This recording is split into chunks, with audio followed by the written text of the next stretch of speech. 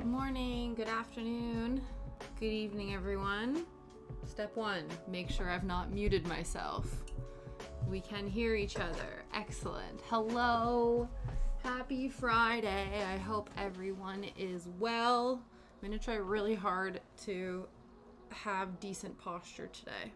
We'll see how it goes. I'll move this over a little bit to help be conducive to that, hopefully. We'll see. But yes, today we are back. We are back on pin making duty. Haha. Specifically, we're going to finish off these ghosties. Yesterday, we trialed off these little pin badges here. We tested out some different ideas, different sort of troubleshooting things. So this one, we used a blanket stitch around the perimeter of the project. With this one, we attempted the whip stitch, and I also back stitched around the cross stitch itself. So I am using fusible web to attach the cross stitch to the felt, but just as like a way to reinforce it. And I will say I do think that that is preferable. Not the whip stitch, but the back stitch. And then I think the blanket stitch is the preferable finishing design of these. So now we know what this is going forward. The plan for today is to finish these guys via back stitching and blanket stitch. And then if we do get these two today, I have already attached the fusible web. So I've already attached these two pins together. So hopefully we're a bit more efficient today than we were yesterday. Not that it matters. So if we do have time and we finish these, everything's all good, hunky-dory. I am going to try to I'm going to stitch rip this guy, and we're going to try and finish this in the similar way to these other ones. It will be a bit of a thinner one, maybe. I might even take, because nothing is glued on here, so I think we can completely cut new pieces of felt just to try to match the sort of energy of these guys, if we will. So let's do that. So first thing we're going to do, this one I'm not too upset about. I don't think, again, none of these are 100%, but that is just, I don't know, it leans more to the handmade nature of it. Though this one I might cut a little bit, especially because these seem to be two different sizes. Sometimes when you like use, okay, you know what it is? It's because I think these two go together. There's like certain pieces that seem to match each other a bit more than the others. There we go. Those make a little more sense together. You can sort of see where I like messed up the cut in order to, they kind of fit together like puzzle pieces a little bit. It's not perfect, but that's okay. Because, you know, in the immortal words of Hannah Montana, nobody's perfect. All right. But yeah, I did want to, because I feel like yesterday I left, like, the iron has an auto off function, but I felt like I unnecessarily had it on yesterday. So I figured I might as well, before it starts, during our intro warm-up countdown, I attached the cross stitches via the fusible web, so now I can have that off for now. Though she's still steaming, even though I have unplugged her. I think it's just sorting itself out. It's just cooling off. It's like when you have the oven on and then you turn everything off, but then there's like an extractor fan that's like trying to cool everything down. I think that's what's happening with the iron right now. Okay. Step 1, attach the ghosties to the felt. Done. Step 2, backstitch the ghosties to the felt. So we'll be doing that again. Similar to what we did with this froggy here. Get out one of these stabby pins. But yeah, I hope everyone is having a fabulous Friday. I left the house, go me. I'm really excited. I'm having a crafting day tomorrow, crafting afternoon with my friend, which is really exciting. I think we might be trying to do sort of like a monthly crafting hangout sesh, which is really fun. So we're doing that tomorrow, and we needed to go grocery shopping anyway because we were running out of stuff. And so I wanted to pick up like picky bit snacks and dessert and all sorts of things. And I also went right before or right around lunchtime, which they always say you shouldn't go shopping when you're hungry. In my defense, I was not hungry yet, but then I had to go to Pets at Home, and I did go to Hobbycraft because they're right next door to each other, so I couldn't not. And by the time I got to the grocery store, then I was hungry. But it's all good. But it was a successful adventure. I also picked up a watercolor basics bundle as well, because it was like a bundle. I think it's actually a really good deal. It was wow, words. It was on the Hobbycraft website, and so you basically get a travel watercolor kit, which already itself was like 20 pounds. And then a poster card, like a watercolor paper booklet that was a bunch of postcards, and then a watercolor brush set. And I think the whole thing ended up being like 26 pounds. So you're essentially getting one of the items completely free, which was awesome. So I was like, well, I'll do that now just so that I have it. Because again, I've told you guys, Operation How do I move these keychains? I'm hoping with like mixed art, watercolor, ink, line art mushrooms, little prints to go in the keychains. So I've attempted, or I've been practicing my drawing, and so I still obviously need to practice that, but I also need to practice watercolor painting, because I have never. This is all just in theory, so we'll see. Probacus, hello. I am doing well. How are you? Happy Friday. I hope you are keeping cool. As cool as you can. Cool as a cucumber. Cool like the other side of the pillow. I hope you are well. I'm good. I went on an adventure today. And by adventure, I mean I went grocery shopping and went to the craft store. But it was good. It was fruitful. I picked up some stuff I almost got backed into by Alexis, but it was fine. It was so random because I was coming out of the parking lot, and the front of my car was, queuing up, and I saw this Lexus, the vehicle turned on, and then it looked like it moved to kind of go backwards. And so I assumed the guy saw me because he stopped. And so I'm like, okay, cool. Like, this guy obviously was testing if he could see and then decided to stop, whatever. And then I move forward. There's still a queue. So at first, when the guy first pulled out, my nose was kind of right behind him. So I was like, okay, he didn't see me. That's fine. Now he knows where I am. We will continue in the queue. So I'm fully behind him. Like, my driver's side door is like in the middle of the back of his vehicle. And then he tries to back out again. And so I had to honk my horn at him to be like, by the way, sir, I have not moved much further. Like, I am still here. So that was very interesting. Because I was like, surely if you have a Lexus, it might be something that has like backup cameras and shit like that. So either one, I don't know if it's an old one, or you just didn't hear it, or are ignoring the fact that there is a full-on vehicle behind you. But it was fine. It was all good. Nobody was harmed. It was just a very interesting thing because I thought it was very obvious where I was, but I guess not. Partner left to see parents. They don't like me. They don't like you? How come? How come? You're a delight, Probacus. So rude. Did you do something scandalous to offend them? But Yeah, aircon and fan is on. Perfect. Glad to hear it. It's necessary over there, I am sure. But yeah, so that was an interesting situation. But we came back. We came through fine. Got the groceries. Like I said, I got so many snackies.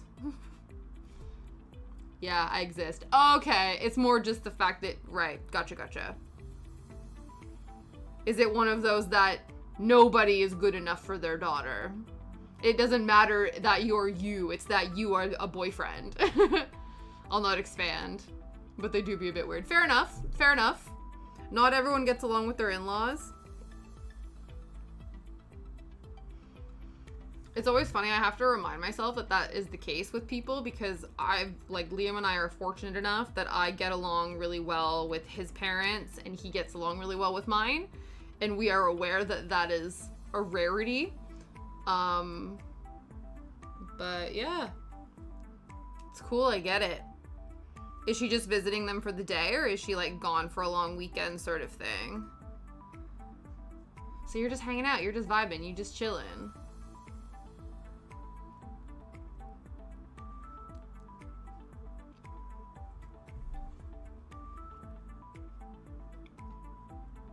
Wow, long weekend. Party in the house for you. Are you getting up to much?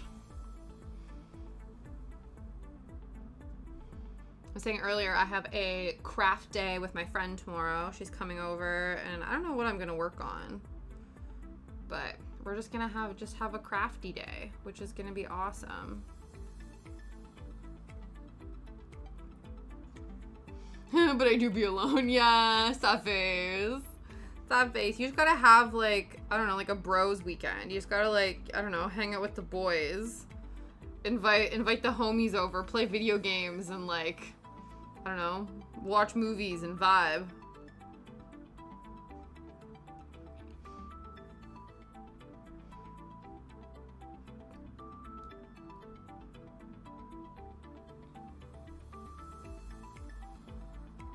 Maybe I'll go to the city. Oh yeah. Take yourself out. Why not?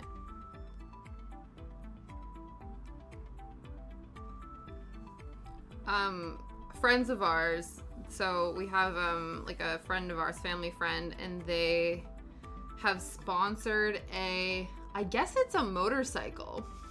A team, a racing team, a motorcycle motorcycle racing team. And so Liam is going, they have like a race day on Sunday, so he's going to go do that and support and stuff. Just vibe there? Yeah, go vibe in the city. Just go vibe out. Vibe out in the city. But yeah, so that's what, he's gonna go do that, and that seems like a very lads thing. I did notice I was not invited. So I guess I have to stay home. No, it's fine. I wouldn't have wanted to go anyway. It's starting early. Not what people usually do, but I'm down, yeah. But yeah, because Liam was telling me the itinerary, because I guess our friend sent it over, and he's like, yeah, it starts at like 8:30 in the morning. And I'm like, 8:30 on a Sunday? And you gotta drive there? And I'm like, nah, me and Shadow are gonna hang out. Me and Shadow are gonna vibe out on Sunday. That's what's up. Hey, sir? Me and you, Shadow, we vibing? He's like, whatever. Sometimes it helps, like, if it's not, like you said, it's not what people normally do. I think sometimes it helps to, like, change up your environment and, like, change pace sometimes. So that's what happened to me, like, during the week, like, the start of the week, I was in a bit of a funk, and I just kind of needed, like, I don't know, so I took myself to the mall and, like, just to switch up, not in, like, because I find the thing, too, like, especially when I'm in, like, an anxious sort of, like, depressy state, I don't want to do anything new. So I'm like, I don't want to go try a new thing and go somewhere new, because that's anxiety-inducing and intimidating. But going somewhere familiar but different outside of your standard routine. So I took myself to the mall. And even though I think at the time it wasn't 100%, I do find it helped. Yes. Oh, 100%. That's the thing. I do think you are in a situation where trying to go outside and change your environment risks you turning into a puddle, and we don't need you melting. So I definitely feel like, you know, it wouldn't be... no one would judge you if you decided you were just gonna hunker down in front of the AC and fan for the next 4 days and just, like, watch movies. You know what I mean? Sometimes it's too hot to be, you know, traipsing around the world, traipsing around town. But yeah, no.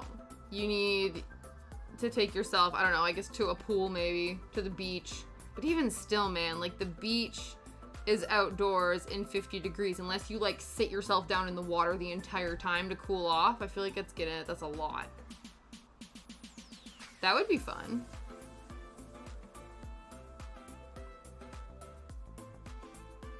I know what I usually do, so when Liam is gone for, like, overnight or gone for a few days, I just eat all of the snacks and all of the, like, dinner options that he's not usually a big fan of, or I end up getting, like, a lot of just, like, TV dinners and, like, microwavable dinners just for, like, funsies.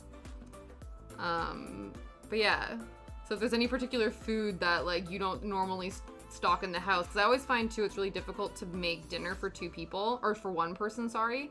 It's easier to make dinner for 2 people. And so, yeah, so we just, like, there's certain things, like, if Liam's not a big fan of this particular thing, it's like, well, there's no point in us making 2 separate dinners. We might as well just make something for the 2 of us. And so if he's away, then I'm like, what random stuff? Whereas I feel like with him, when I'm away somewhere, he just consumes all the gluten. Listen, I have a beach body to maintain. Yeah, that's true. That's true. I'm not saying, like, you gotta go ham, but, like, maybe get yourself a sweet little, I don't know. And also, all bodies are beach bodies. If your body's at the beach, it's a beach bod. You don't need a special body to be a beach body. You just need a body.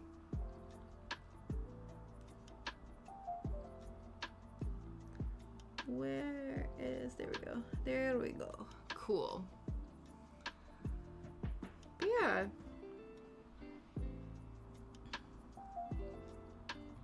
Actually, speaking of changes of pace, Liam and I actually went out last night. We had like a little date night. We went to the movie theater. We went to see a movie. We went to see the newest Spider-Verse movie, which was really good. So the movie itself was amazing. The cinema experience, I don't really care for it anymore, to be honest. No, Barbie wasn't out yet. Yeah, I saw the Spider-Verse movie's been out for a while now, but it was still in theaters, so I was like, we should go see that. I still want to see it, but Liam and I got really annoyed before the movie even started. So we got a ticket for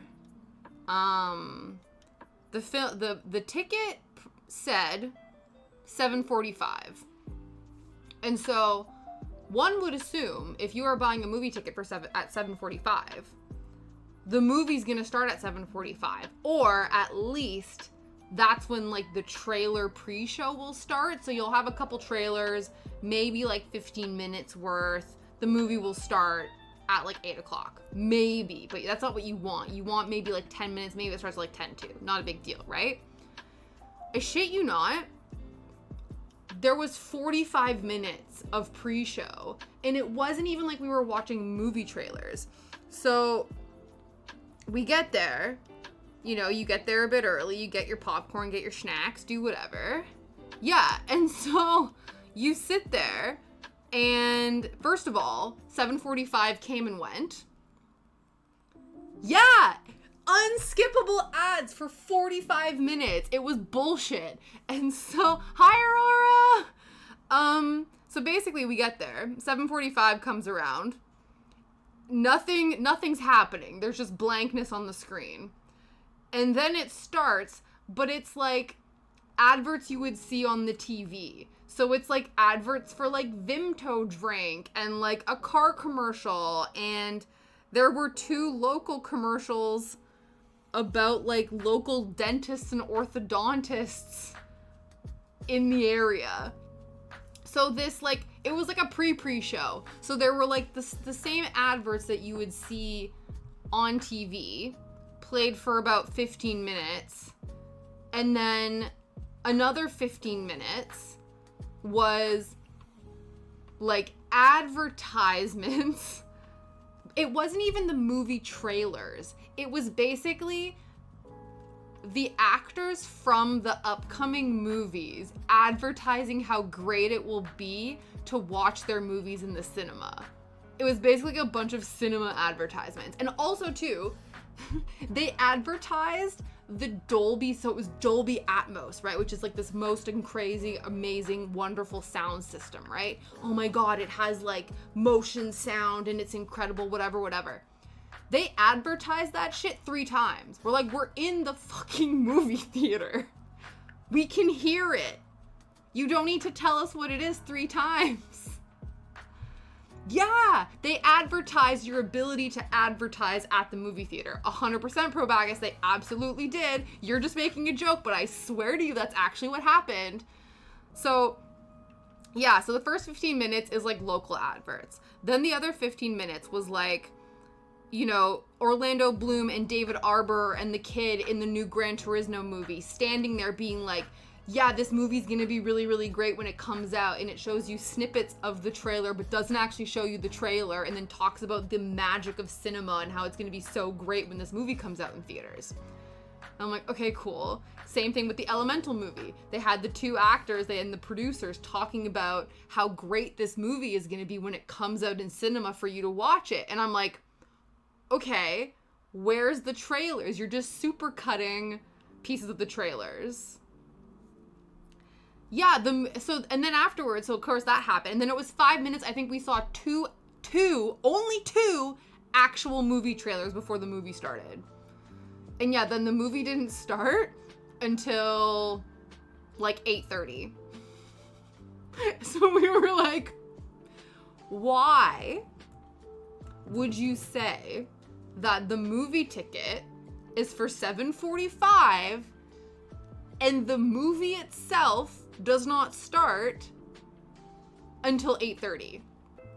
Because, not being funny, like, obviously, like, we're still, like, Shadow's a lot better now about leaving and stuff, but for instance, like, I make sure that when we leave him alone that we put, you know, like, a stream on in the background, like a YouTube, like, video stream or whatever. And so I do the mental math of, like, how long are we going to be away from the house, so I know how long of a video to stick on so that there's background noise and stuff for Shadow, right? Exactly. And then I was thinking about in terms of children, right? So you have a child and you're like, I'm going to get a babysitter for the evening, and you tell the babysitter, I'm going out to the movies.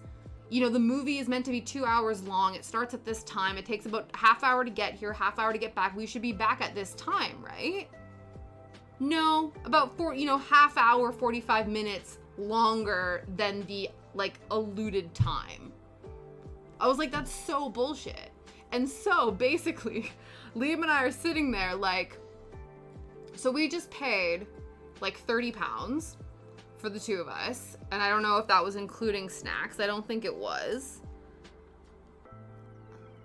If that would happen here, there would be riots. Honestly, like, luckily. And the other thing too, right, is like, I don't know, man. I said, it sounds really bad because I know with like COVID, like, I listened to a movie rewatch podcast, and a lot of them, like, because they're very, like, they're cinema files, they're audio files, they're like, oh my God, the collective experience of watching this thing in the movie and sharing that with all the theater goers, like, that's an amazing experience and whatever. And I don't think I care about that, like, which I don't know if that sounds bad or not, whatever, but basically I'm paying, you know, we paid £30 to go and watch a movie, and it had 45 minutes basically of unskippable ads. So we basically paid for like 3 months. I think Liam worked out the math. He's like, us going out to the movie one night was 3 months of a Netflix subscription. And so if we, you know, instead of going to see a film, you know, you get the popcorn, you get the ice cream, you can buy that shit recreated at home. Netflix has tons of movies, or any streaming service has tons more movies, and there's no adverts. At least for us, you know, like Netflix I know has tiered things, but if you were buying the top subscription at Netflix, it would still be less expensive than going to the cinema for one night. I mean, our cinema is kind of state owned here because the region doesn't have enough money for people in cinema to stay afloat. Yeah, and that's the thing, like, every once in a while, like, and then I think about, like, okay, well, what was so amazing about going to the movies when I was younger, you know? Like, it was such a thing. It was like, oh, let's go to the movies, whatever. And I guess it was, like, an experience I had with my parents. We would go get popcorn, watch whatever. But the thing is, I think it was a lot cheaper then. Like, you know, when you're, like, 12 and you're like, oh, I'm gonna, like, go on a date, like, with my little boyfriend or whatever to the cinema. Your parents give you $20. You could go to the cinema, get snacks, do whatever, and it's like £20 won't even get you a ticket anymore. It's just not, and then everyone's complaining how, like, the cinema is dying, and I get, you know, prices have to go up to equate to the fact that not everyone is doing it anymore, but it's sort of like a chicken or the egg thing, isn't it? Like, it's a double-edged sword where it's like, okay, we're trying to recoup the losses of people not going to the cinema anymore, so we're gonna, you know, really get in on advertisements, bring up all of the prices of everything, and then it's like, okay, well, now you're diluting the cinema experience. And then also, too, it was good, because I know sometimes as well, like, again, this movie podcast I was listening to, they're like, yeah, it's really cool when you're, like, in a collective experience with all these moviegoers and stuff like that, but the thing was, luckily, for us, because this movie's been out for months, you need, exactly, right? Yeah, you need 15 euros when you used to need 8. Exactly. It's gone up. It's more than doubled. So there was maybe like 12 of us in the theater, which to me, I'm like, that's great. But what happened was like, and it was good because there were, at the far end, like in the same row we were in, there was these two young people at the far end, and like, they got up about 12 times. I think one was on their phone, like, and then at one point they left halfway through the movie. And obviously it didn't bother me at the time. It didn't distract from my movie watching experience because they were so far away.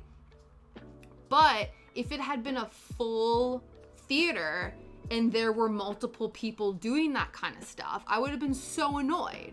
So I would have had 45 minutes of unskippable ads, annoying seatmates, and overpriced food and ticket. So then it sounds really bad where I'm kind of like, you know, I don't know if it's worth it anymore. Like, I would like to talk to somebody who is like a big believer in cinemas and like a real big, like, diehard, like, there is an importance of going to the cinema. Like, I don't know, like, it would just be interesting to me to hear the perspective, because I think as well, not being funny, like, I know not everyone has this luxury, but like, we have a massive TV, and apparently it's not even as big as like some of the biggest TVs go. So I'm like, okay, so we have a TV that's big enough and like a sound bar that isn't even of the highest echelon of quality, but we can still create a cinema experience at home that is just as, I don't know, at least to me, it's comparable. And I don't know, again, if that's because I'm just not like a cinemaphile, audiophile, whatever. Yeah, I guess, I don't know, maybe cinemas are just for like extroverted people. Extroverted people with money. Maybe is what it is. I'm not sure. Like, the prices will need to come down. Yeah. Like, a ticket needs to go, yeah. No, absolutely. And like, the thing too is, I'm sure, I don't know, because even as well, like, I know everyone keeps talking about how probably this weekend, tonight, because Barbie and Oppenheimer come out here today, and I'm sure they're going to crush the box office, as they should. I think that would be amazing, because I don't want movies to stop being, like, I don't want cinema to stop being created. Like, I don't want movies and entertainment and all that kind of stuff to disappear. It already, absolutely.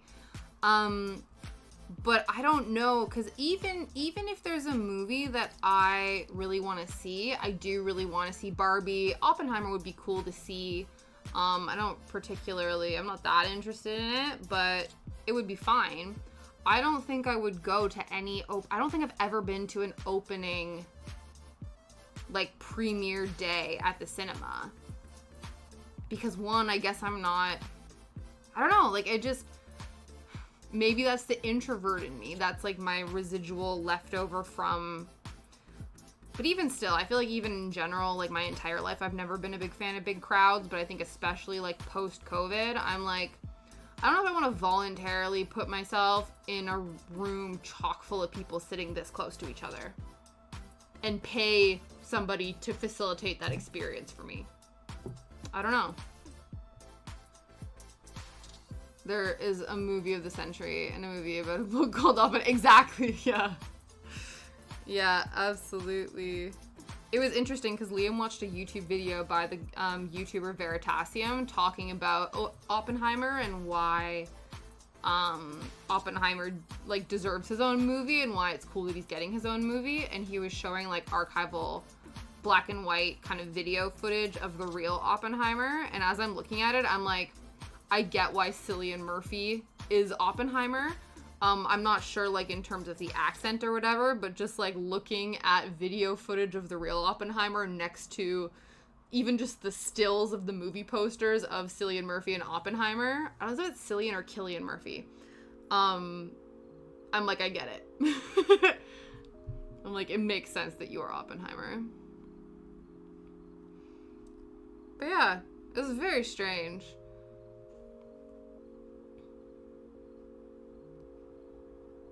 So Liam and I always joke, because it seems like every time we, like, try to go on, like, date nights and leave the house and, like, do nice things with each other, like, shit always goes wrong.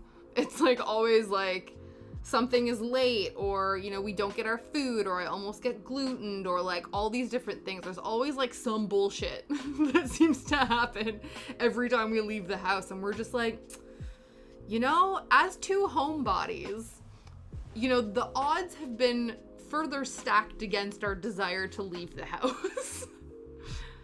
We're like, why? Yeah, I don't know.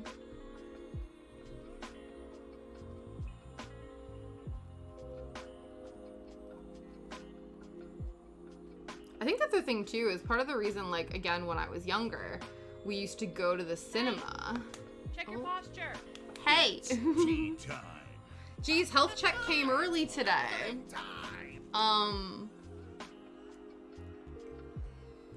But yeah, when I used to go with my family, part of the reason we would go to the cinema is, one, because we didn't have air conditioning at the time, and the cinema had air conditioning, and it would be not bad. It would be like this cheap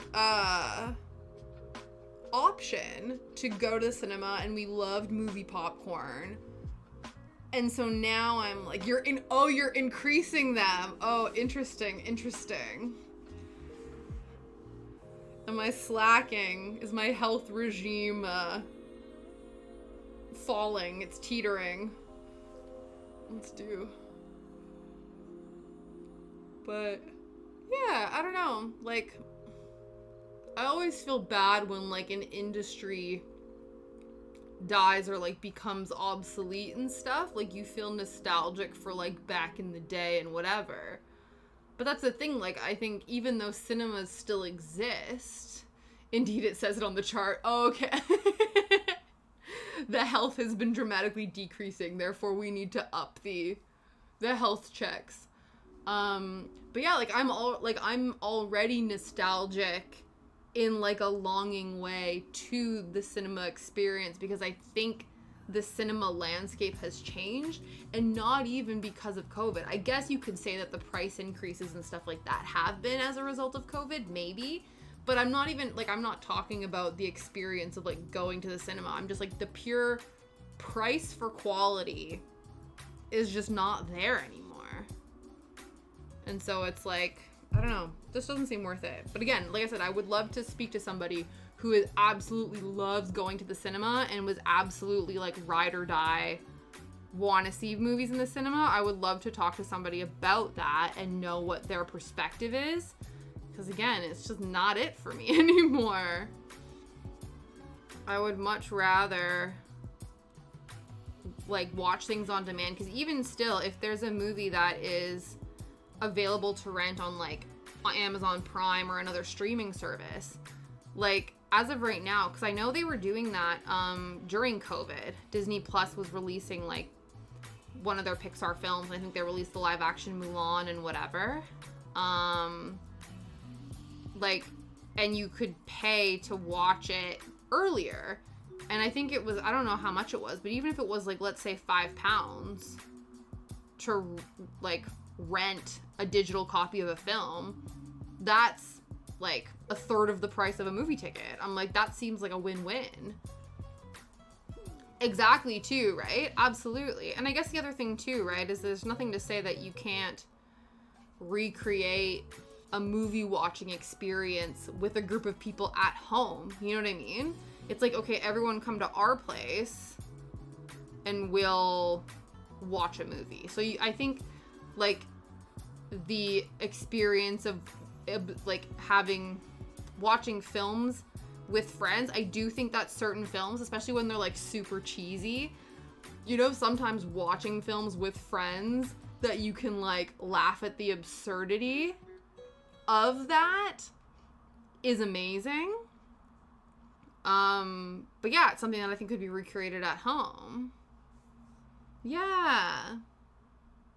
Aw, you met at a cinema? That's really cute. It is, honestly. It is a sad thing that this is no longer what it used to be.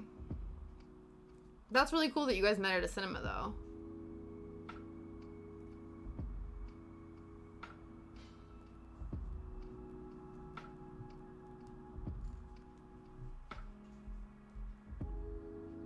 I'm going to do the same thing here just because, again, I want to ensure that I have enough thread for decent backstitching knots. But yeah, absolutely. I think it is sad that the cinema going experience has changed. But I don't know. Again, like you said, unless the prices can come down, I don't think there's any like coming back from that. I don't know.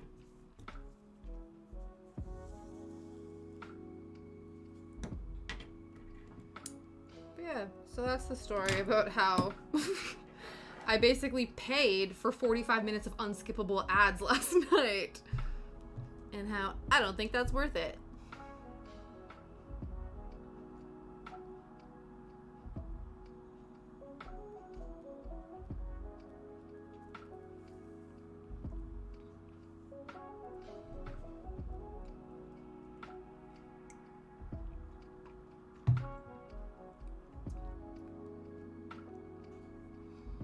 Hot insider goss in Hobbycraft friends, if you guys are UK based.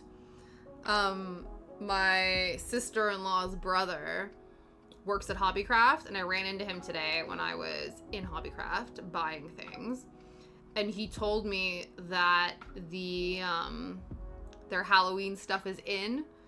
They're just like waiting, they're prepping the space in order to start like putting it out. Because they've already started, if you don't know, they've already started, like there's already the velvet pumpkins on display. They already have, they already have some stuff, some autumnal things. But yes, hot insider goss, the Hobbycraft Halloween stock is in stock. They're just waiting to put it out. Though I don't really know if that's like trade secrets, because I've been seeing targeted ads for Hobbycraft in my news feeds, and they have been targeting me the Halloween stuff because the algorithms do be algorithming. But yeah.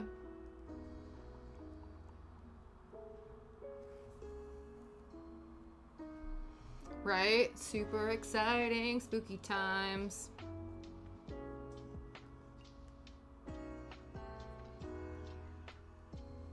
Sounds good. Go caffeinate yourself, Probacus.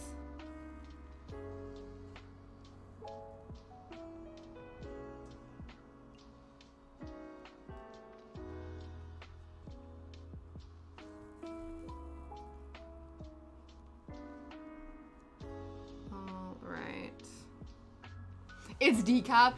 Fair enough. Never mind then. But it still has, decaf still has a little bit of caffeine in it. But that's a good idea. That's clever. Proud of you for having decaf.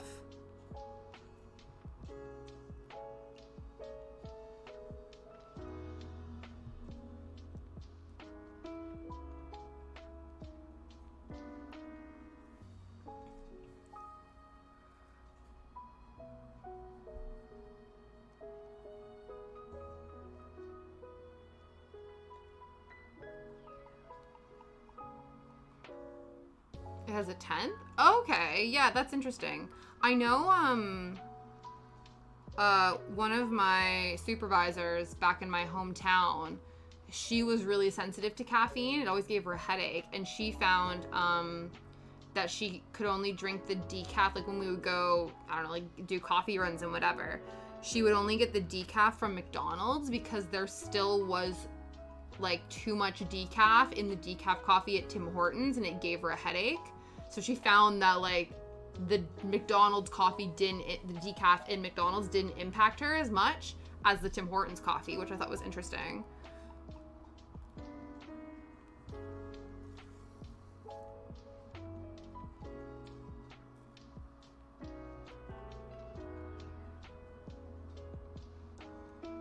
But yeah, I try to limit this is my last caffeinated beverage of the day.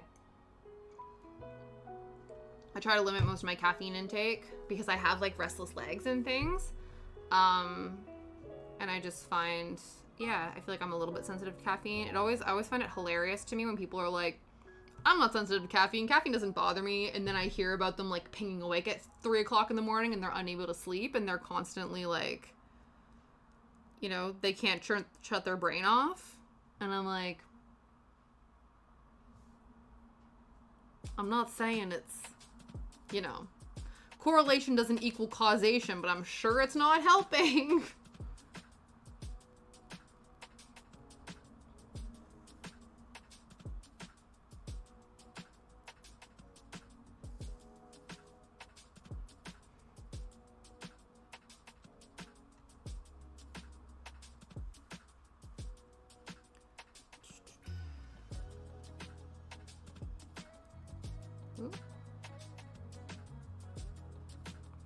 Yeah, so I'm really excited because I feel like, yeah, it's true. I drink 6 hours, why am I restless? Yeah, honestly, it's so funny. There is this, I think he's like an Australian musician. I think he's like he does a lot of like shorts and TikToks and stuff like that, that Liam found. And he has a song that's called like, Why Am I Anxious? And a lot of it, I don't know, it's so funny because it's basically like, you know, why am I anxious? And then he lists all of the ways he's not taking care of himself. And it's like, but why am I anxious? And you're like, maybe that's why. Let me look him up. I always forget his name. Maybe it was the pepper I put on my food. Pepper makes you restless? Hold on a second. Really?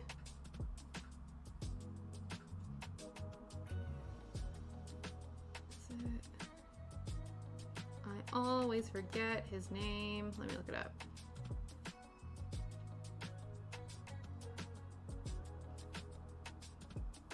Tom Cardy, that's his name.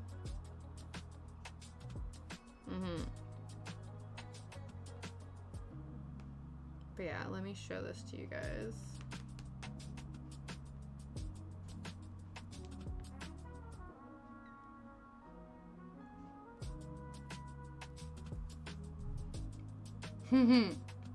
I'm like irony a bit too much. Okay. Let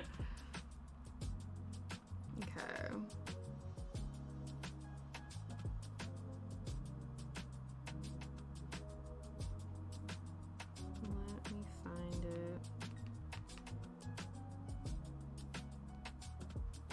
Here we go. Let me show this to you.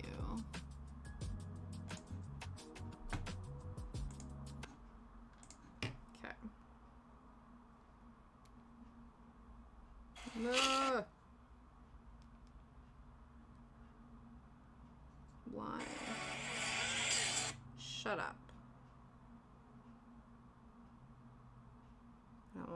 I don't want an ad.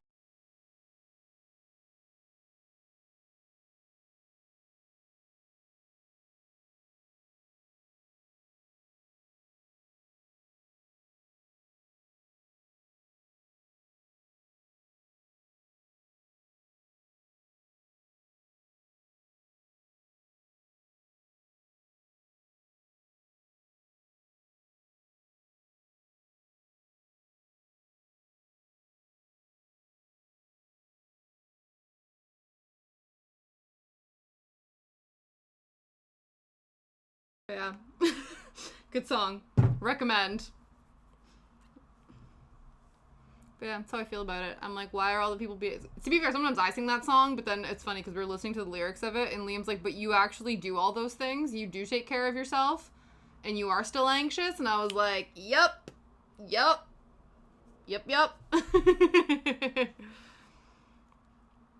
yeah. So sometimes that gets stuck in my head, and sometimes when I'm like in an anxious mood, I can obviously still laugh at myself for being anxious, so I'll just be like, why am I anxious?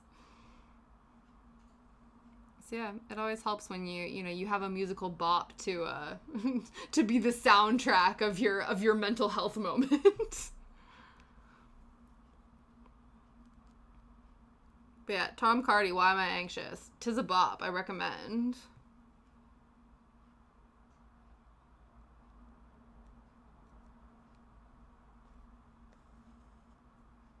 Oh, let's put on the Pretzel Rocks. Let's put the Pretzel Rocks back on. Back on the chess playlist, friends.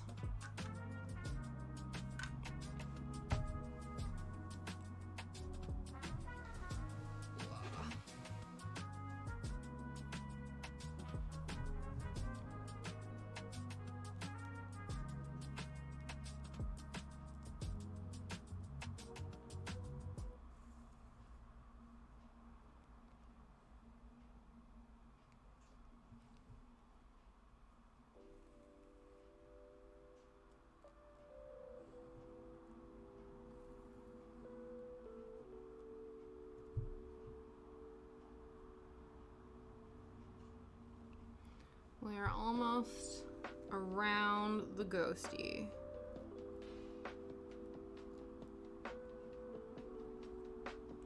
I do feel, I don't know. I'm sure if I were to time it, I feel like adding this step of backstitching, which I do think is helpful and a good thing, is what's adding the most. I think this is probably the most time consuming part of the badge creation is backstitching. Because even the blanket stitch, because it's a lot larger stitching, I don't think it takes as long. But that's okay. Ow! I full on just stabbed myself there. Whoops. It happens. We're fine. It's good. Let's not do that again.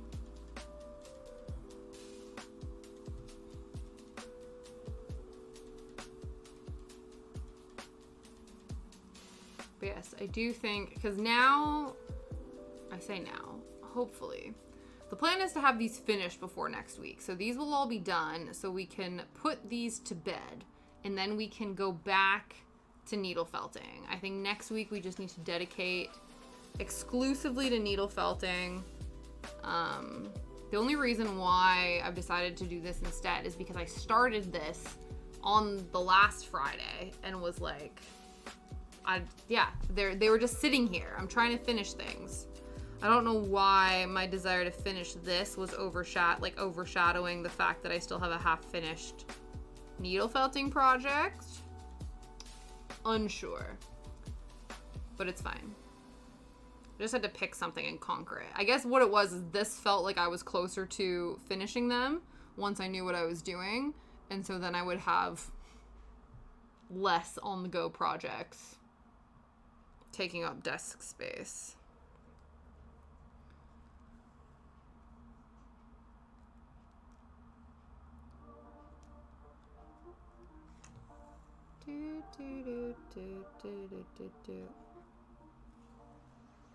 I don't know why. So I've had that little jingle stuck in my head. I've just had like little jingles stuck in my brain this like last few days. So that one, they use that sound all the time on like Instagram and TikTok, but I'm pretty sure that's like isn't that the like Nintendo Wii music or something? Like the Nintendo Wii music. Do do do do do do do do do. Do do do do do do do do.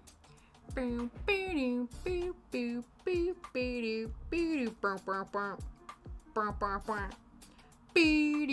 But yeah, that one's been stuck in my head. But the other one too, I think the song's called Personal Jesus. What's it called? I think that's the one. The most overused sounds. Absolutely, but it gets stuck in your head, so obviously it's a bop, you know what I mean? Like it gets stuck in there, but for good reason. But yeah, the other one is it called the song Personal Jesus by Depeche Mode. And it's so funny. So basically, the whole song, it's not the case, but the bit that I have stuck in my head is the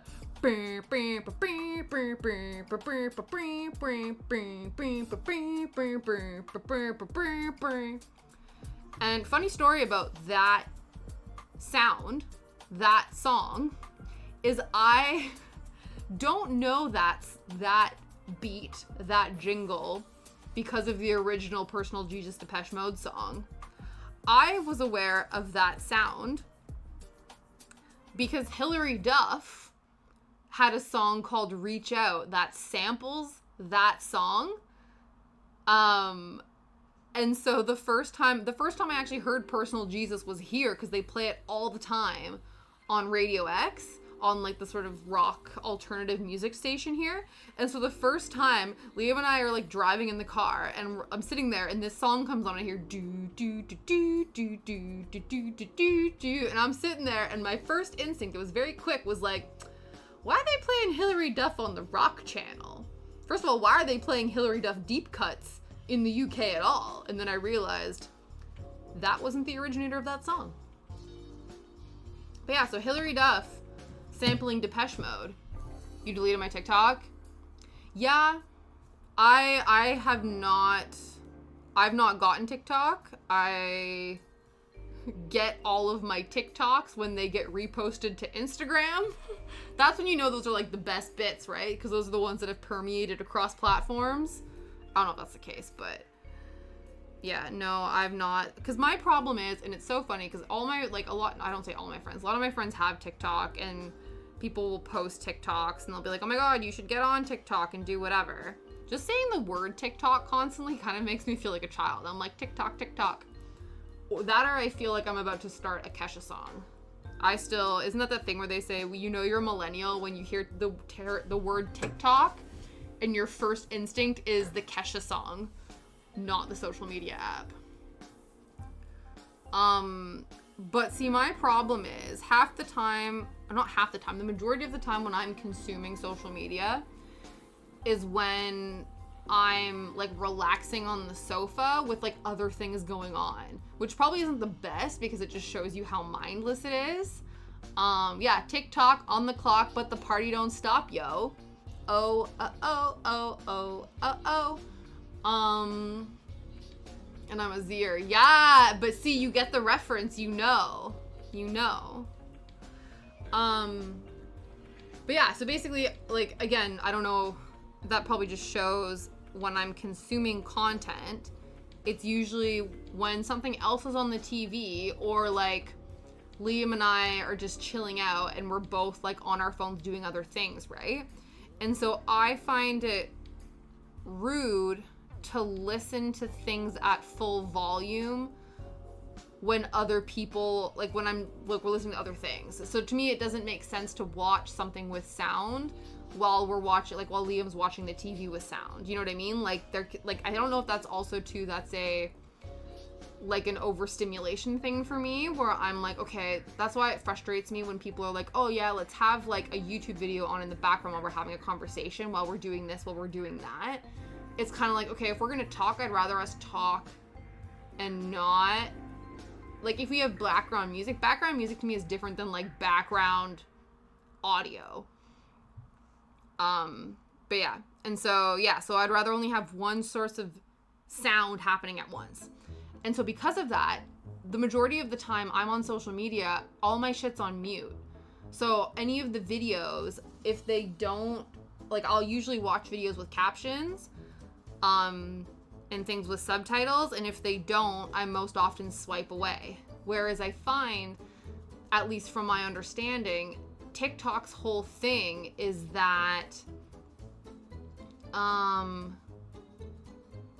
like, sound is so integral to a lot of the videos in order for you to get the references, right?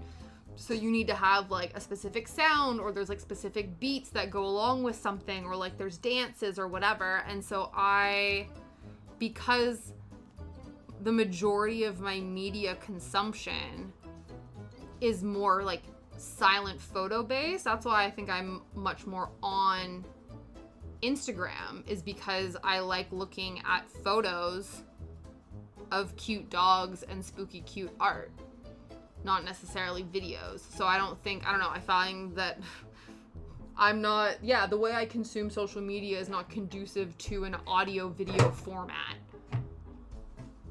So then I'm like, there's no point. And I also don't need another thing to be obsessed with. There was a big shake my head moment when I asked my small brother, he's 11, how do you take a photograph? And instead of doing a camera clicking the button with his hands, he tapped on the screen of an imaginary smartphone. Yeah, I was like, no. Yeah. They wrote a song, so you take your memories and associate it with TikTok. Yeah, Well, I have memories that I have song associations with memories as well, but that's because I have a memory of, like, listening to a CD on my Discman when my parents drove to a particular destination, and so I associate that destination with that CD. Do you know what I mean?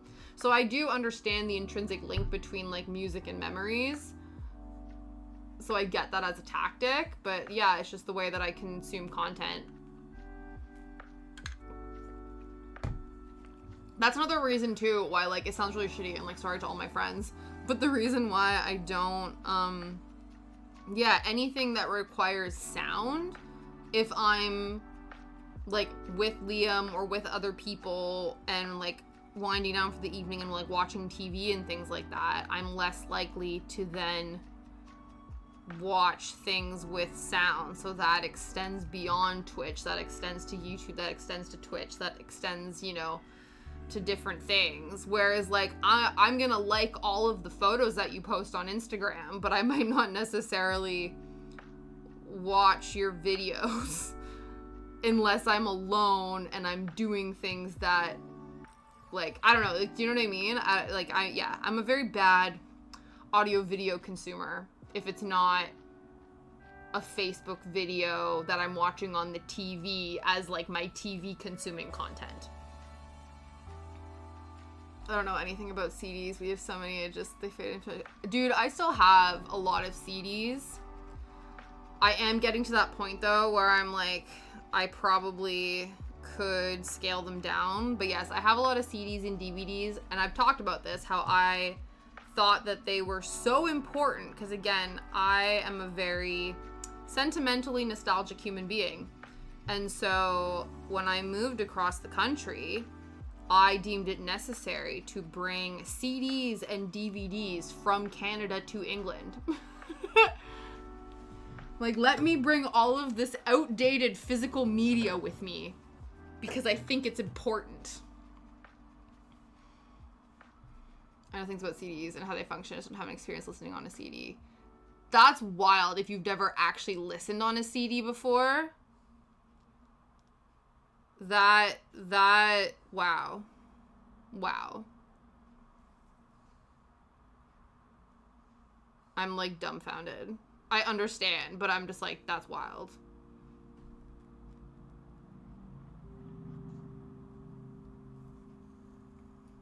Because I know there was, like, obviously there's a huge... See, there's no excuse, Probacus. You would know. You were born in 1999. CDs were absolutely still a thing into the 2010s. So that's just a you thing. That's just a you being all special and stuff. That was just you being counterculture. Are you like an albums guy? Do you listen to vinyl? Are you a vinyl person? Yeah, CDs are still, that was still in heavy rotation for a while. No excuse, Probacus, no excuse. That was just you not just trying to be counterculture.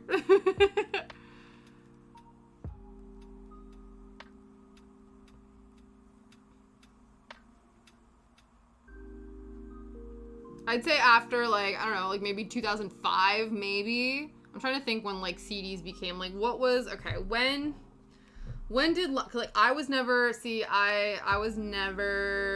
true pirating it. Yeah, but you weren't, like, 5 pirating songs.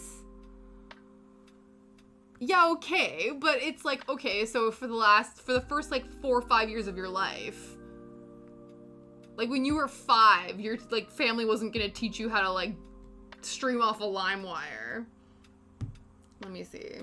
When did LimeWire come out? Yeah, May 2000. Okay. When did it become popular? 2001.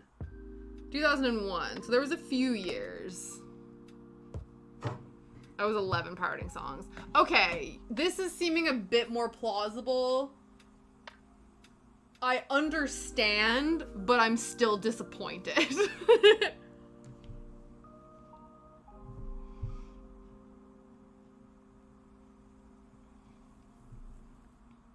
But yeah, because I had friends who would pirate songs, who would LimeWire, who would, like, illegally download, if you will. But again, I have always been little, you know, perfectionist goody two-shoes. So even when digital songs became more of a thing, I will... No! You probably could, but then you would need to...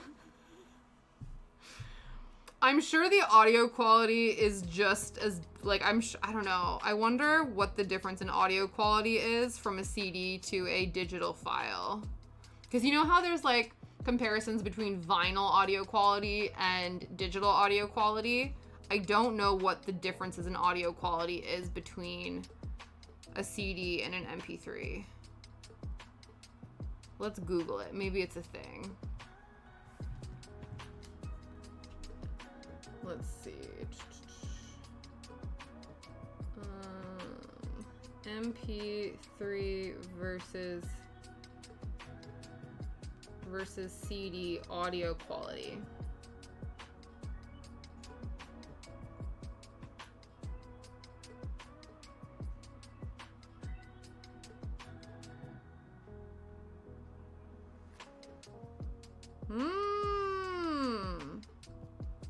Interesting. So for all of the audio files, of which I am not, see, Probacus, you were listening to subpar audio quality, allegedly. So this is just like from Google. In terms of audio quality, due to the compression imposed on MP3s, they lack the quality, finer dynamics, and range of sound that you get on an audio CD. However, MP3s that have been encoded at a higher bitrate are very difficult to distinguish from audio of the CD. So an audio bitrate for a CD is typically 1,411 kilobytes per second, and an MP3 format can range from around 96 to 320. And streaming services like Spotify range from 96 to 160. So that would be interesting. Like, I've never... Because I think the other thing, too, is when you listen to things, I guess, though, we could test it, where I could listen to a song that I own on CD on Spotify and also through the same speakers with the CD to see if I could determine. I'm sure I couldn't. I don't think I have, you know, my ear holes are not of a distinguishable quality in order to figure that out. But that's just interesting to me. Because I know everyone's always like, oh, the audio quality of a vinyl is, like, superior and whatever. But see, now I can be the 90s, 2000s nostalgic person that I'm like, oh, the CD quality is so much better than MP3 files. The streaming service quality is substandard to the quality of a CD, a compact disc, if you will. You can still buy compact discs at HMV. You can still buy CDs at HMV. I wonder if they sell CD players, because at HMV you can buy turntables and vinyl, but you would need a CD player. I wonder if they do. I didn't check that. It's worth, hang on, let's see. I wonder. Because it would be interesting to me. Argos has a personal CD player. Guys, they still sell Discmen. Argos has a Discman for sale. Look at this. Is it wild that I low-key want one? Can I be one of those? See, the problem is with a Discman, though, is pockets were never wide enough to put your Discman in. Like, if you had a cassette tape, like if you had a Walkman for your tapes, because I also had tapes as a child, that would fit because it was a bit skinnier, but the Discman, I think I only had one jacket that had wide enough pockets. So I had to be that loser who held, it's like when you don't have pockets for your phone, and so you walk around with your phone in your hand, and you're just like, ugh. Whereas, yeah, so I used to go for walks around my neighborhood because I was taking walks for my stupid mental health long before the memes of going for walks for your stupid mental health was a thing. And so I used to take myself for walks in my neighborhood with my Discman, and I wouldn't have a pocket for it, so I'd have to hold the Discman as I walked around the neighborhood. That's so funny that you can buy Discman though. But I don't think HMV HMV does! That's actually hilarious. I love this so much. Turntables, headphones, speakers. No, baby boy. We don't want headphones. We want, okay, audio players. Relevance. No. Filter products. Cassette players. Do they still put cassette players and boomboxes, my friends? That's what we would like to see. For 70 pounds, you can buy a cassette player. That's nuts. For pre-order. For re-release. Okay, this is better. A retro black portable cassette player for 25 pounds. Oh my god, I'm obsessed with this. Look! It's a portable Bluetooth cassette player. See, this is the kind of nut shit that I like to see in the world. So, it is a cassette player, so it plays CDs, but the headphones are wireless. So it still utilizes the technology, but you have the option. Oh my god. Play pre-recorded cassettes or record and play back on your own. It's tea time. This is wild. And they sell cassettes. Anybody want Number of the Beast by Iron Maiden on cassette? Thank you very much. Oh my god. I might have to ask for this shit for Christmas. I might fully regress. I might fully regress, guys. Liam! Thank you so much for the drink the tea failings. You know, for a guy who really tries to disappear off the face of the earth at random and really good is doing it, I guess I've taken a lot more from my father than I thought. What does that have to do with anything? You might ask. Nothing. I just didn't know what else to come up with. I always appreciate your long intro paragraphs, failings. I hope you're doing well. I know you are always working your ass off on the daily grind. And I always appreciate you when you are here for any number of minutes you are able to spend.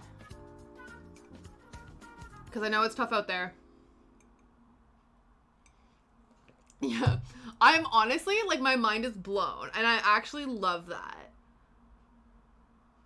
See, this is a bit of a problem though, because I was just coming to the terms of like, oh, maybe I can get rid of some of my CDs. I still think I'll get rid of some of them, but there's some that I need to like just keep always. And so this is actually incredible.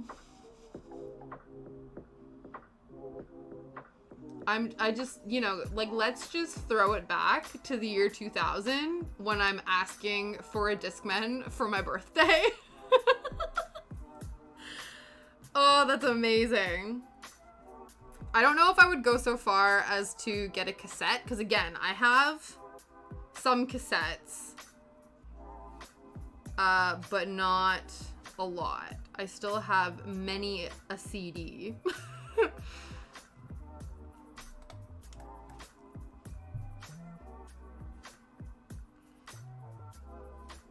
I guess the only thing that this then, but again, it's honestly, it's probably a good thing, because I feel like back in the day, I would have my cell phone, and then I would have my music listening to device.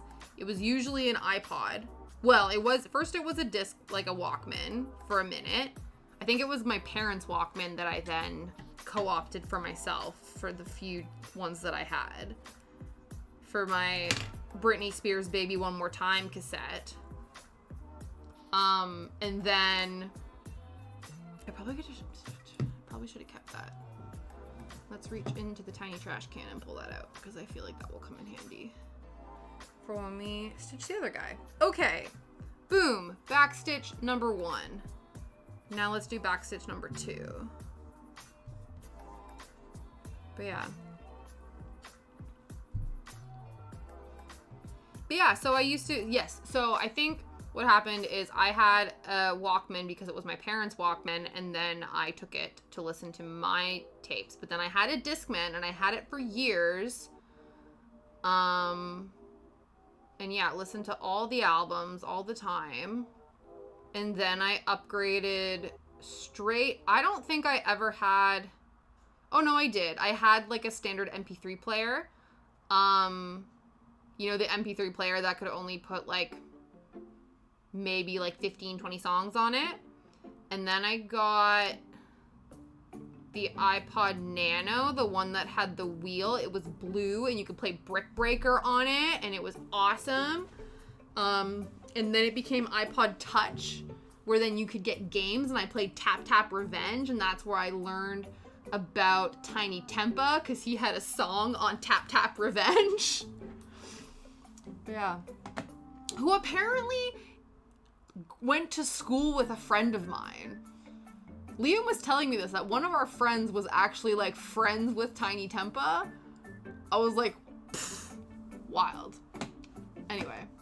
Yeah, I'm not gonna lie, work has a grip on me. It isn't kind of letting go anytime soon. It's got me insanely frustrated at the moment, but hey, I'm here.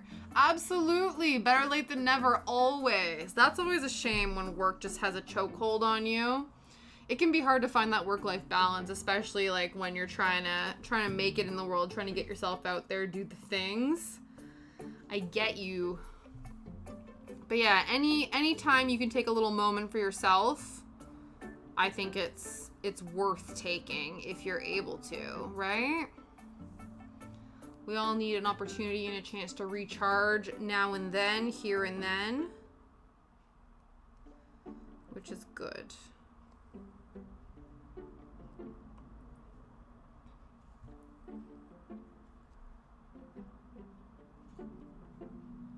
But yeah, guys, if you don't know, because again, I keep messing it up, but I fully believe that this was happening this weekend, but it's not. So on the, let me get the date right, not this Sunday, but the following Sunday, the 30th, I'm going to be over on Bestest Buddy Saul's channel doing a show. I think it's called The Great Debaters. I think that's the name of it. But basically, I'm going to be going up against Naomi Crafts, also fellow bestie, awesome, crafty girly. And we are going to be debating things, and it's going to be awesome. And the only reason I say that is because there is a segment with a passion plea where I'm going to vehemently defend one of my CDs. So you don't want to miss that. Because, you know, anytime we can get nostalgic and argue about nostalgia. I will. But yeah, it's very exciting. Oh, I keep meaning to, because again, this happens every once in a while. I do feel like sometimes we get nostalgic only in name, not necessarily in content. And I know I try to bring the nostalgia in the games and the whatevers and stuff, but two things I was thinking as potential channel point redeems. I do have to get more of this, but one of the things that my parents brought when we were gearing and prepping for mine and Liam's belated wedding reception anniversary party is my parents went through the nostalgia archives, baby nostalgia archives, and found a bunch of photos, like childhood photos, nostalgic baby Tash photos, for a like slideshow that we played during the reception. And so I've been debating what might be a fun channel point redeem is literally a nostalgia Tash moment where we reach in to the nostalgic vault and look at a photo. Let's try, peak 90s, peak 2000s nostalgic Tasha moments. I keep forgetting to implement that, but I'm thinking that being a thing. And then the other thing that I love, and I know that Saul does this on his channel where he will redeem tier lists, but I think it would be fun to do specific because we've done a tier list a couple times on this channel strategically. I've done my DCOM tier list. I've done like a Studio Ghibli tier list, but I think it would be fun to do more nostalgic tier lists. I saw one the other day where Saul was, this was months ago, where he was doing a tier list where he was ranking Cartoon Network shows and a bunch of them he hadn't seen before, and I was like, bruh. But I think it's because he didn't know a lot about specific ones, whereas I was over here being like, this one's a banger, this one's a bop, this is amazing, this is the GOAT, So I think it would be fun to do that every once in a while. Because I just, as much as, yeah, we have competing aesthetics over here on this channel. As much as, we are bringing the cozy forest vibes, but also talking about nostalgia quite constantly. Yeah, long story short, go on this tangent and make me mad all over again. Yeah, don't worry, dude. I don't wanna upset you if you don't want to talk about it, but I also don't mind if you would like to talk about it. Long story, I met this girl recently through a friend of mine. We're getting along really well. When I brought up the concept of let's go on a date, literally being cockblocked by work because every time we go get a date lined up, I would constantly get called in to the point where we basically just unanimously agree. That's so frustrating. I don't hate her logic in the slightest, and I agree with it. Just hate because my yeah, that's so frustrating. And it's one of those where they call you in, and I guess is there sort of like this unwritten expectation that when you are called in, you have to drop everything. Because I would assume if you're contracted for a specific number of hours, it should be completely within your wheelhouse to be like, I'm not available to cover this. And if it's a problem, like the company should be hiring more staff. Or is it from a you perspective as well that like if you're trying, like from a money perspective, it's helpful for you to get as many shifts as possible, but it's still like not, you know what I mean? Like, I don't know. I used to but I was in a position where like I would be asked to cover specific things. And I could say no because that was outside of my contracted hours. But not everyone has that luxury, and that's not always an option. That's what I mean. That's why I'm wondering, because I think sometimes there is that option where you're able to advocate for yourself and be like, I am contracted for however many hours a week. This is my schedule. I am unable to take on any more, or... But that's what I mean. That's why I'm wondering, because some people are in a position to do that and other people are not. And that's why it's frustrating. Yeah.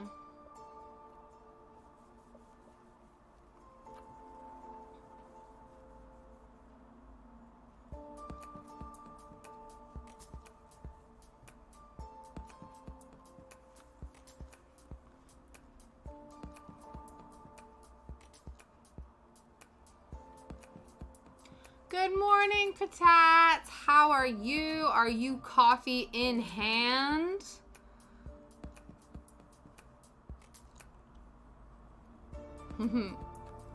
Yeah, Phalanx is in the house.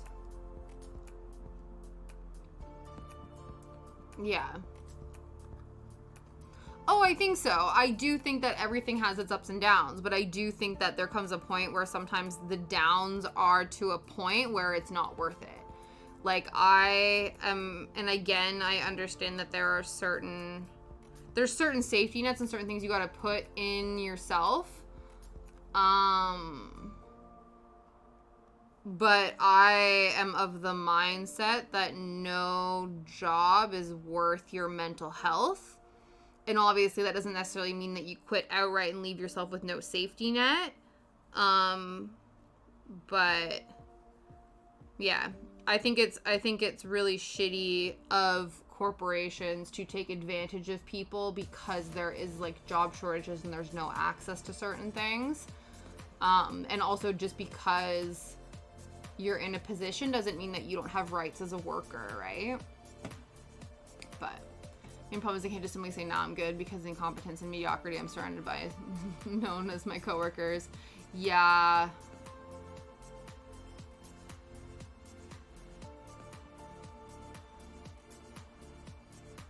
Yeah.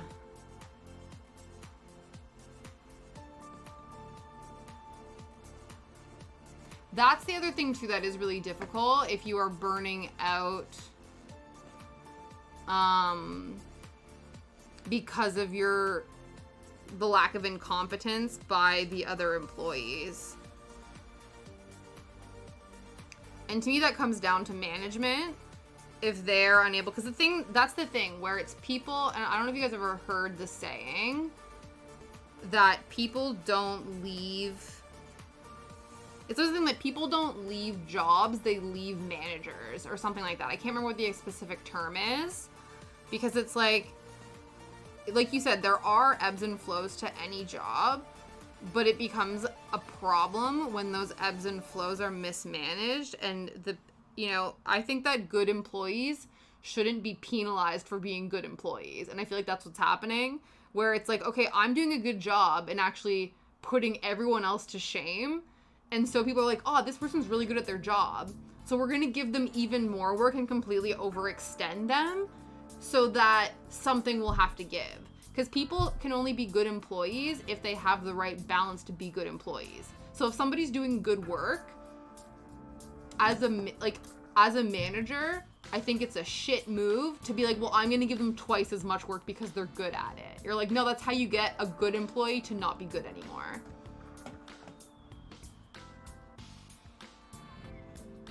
Yeah, I have coffee in hand, but I have a bit of a new setup. Yes, I saw that your work is being very rude and allowing, making it difficult for you to spend time with us, which I think is really unfortunate and really dick move on their part.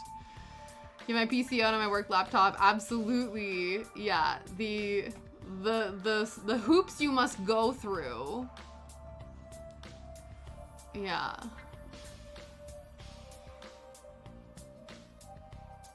Yeah. I've told my friends and I've told my coworkers, and next week I'm going to see my manager and demand a raise. Yeah, absolutely. Absolutely. Especially if you are basically carrying the shift. Exactly. I don't hate my job. I hate that I'm constantly surrounded by people who do it. Exactly. Yep. 100%. And that's the thing. That's why I think a lot of people don't leave jobs. They leave shitty environments. Because I think a lot of times, yeah, like the amount of times that I don't know. I feel for you, dude. It's a tricky situation to be in. I think that people can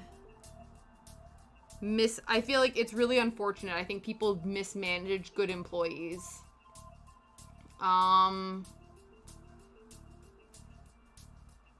Which is unfortunate. It's like, instead of putting, like, a good manager, what they'll do is they'll realize their star employees and they'll see who's not pulling their weight, and they will put pressure on those who are not pulling their weight to pull their weight. A bad manager will see that there are people not pulling their weight, and then they will put pressure on the good employees to pull the weight of the people who aren't pulling theirs, which I think is bullshit.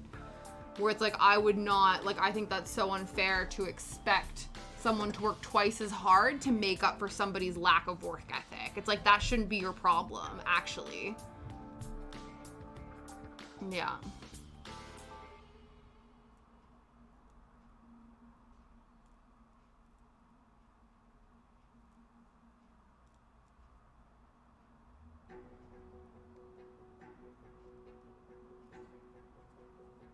There's no time to course correct a bad employee. That's mismanagement of time then. Because I think it's like, okay, either fire the bad employee then, or invest in your employees and train them up. No.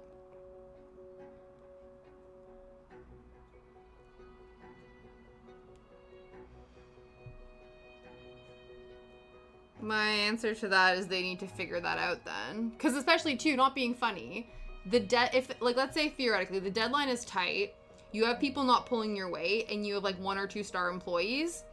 If you push those star employees to meet the tight deadline, if one of them falls ill, if one of them goes on stress leave, if something like that happens, that's gonna eat into your deadline more than you sitting down with an employee and taking 15 minutes out of your day to be like, yo, you are not pulling your weight. Because I think that's the thing. Again, it's that problem with proactivity versus reactivity. Yeah, no, I feel like that is a mismanagement of priorities then.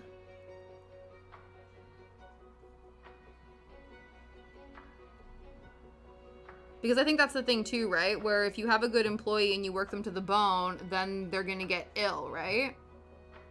And a lot of times people don't have time paid off sick leave. So let's say you burn out your 2 really good employees and you're left with all the shit employees. That's actually going to do worse for your bottom line than taking a time out of your day to address the people that are underperforming at your company. This is me speaking completely as not a business owner, but more of just like somebody who has been a chronic people pleaser and has overperformed in businesses and has been, instead of balanced, been overworked due to being a good employee, in spite of the people around me not being good. So in a way, that's you being punished for being a good person. You know what I mean? Like, I'll always remember even something as simple as like when I worked in the service industry, and because people who smoked would go on smoke breaks, which they're absolutely entitled to do, what was happening is that those of us who didn't smoke were not reminded or not able to go on breaks because it was like we weren't seen as having like an excuse or a reason. Like, oh, I'm going to go sit outside for 10 minutes or 5 minutes or whatever.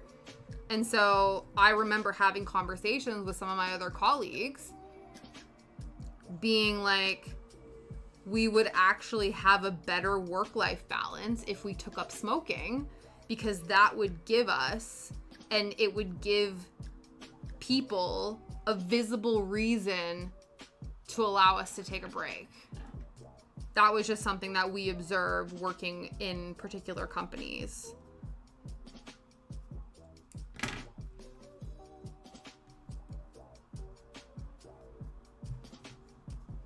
Yeah. No, absolutely.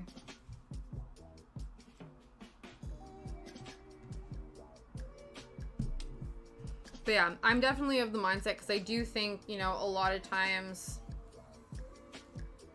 people will, I don't know, like, it's unfortunate. And again, I think because we live in basically like a capitalist reactive society. So, like you said, if our metrics are being met, if our bottom lines are being met, then why would we do anything to improve the lives of our employees? Because from a pure numbers standpoint, everything is ticking along hunky-dory. But what they don't realize is that 1 or 2 people are pulling the weight of 5, and that's the only reason you're meeting your deadlines. And instead of recognizing that, I don't know, it just takes the humanity away from like work. And that's really, yeah, a hyper competitive, 100%. Yeah. Another thing I can't stand at all is some of my coworkers will be complaining about working 29 hours out of the week, and that makes them feel overwhelmed, and they have no idea how I would sacrifice. Yeah, exactly.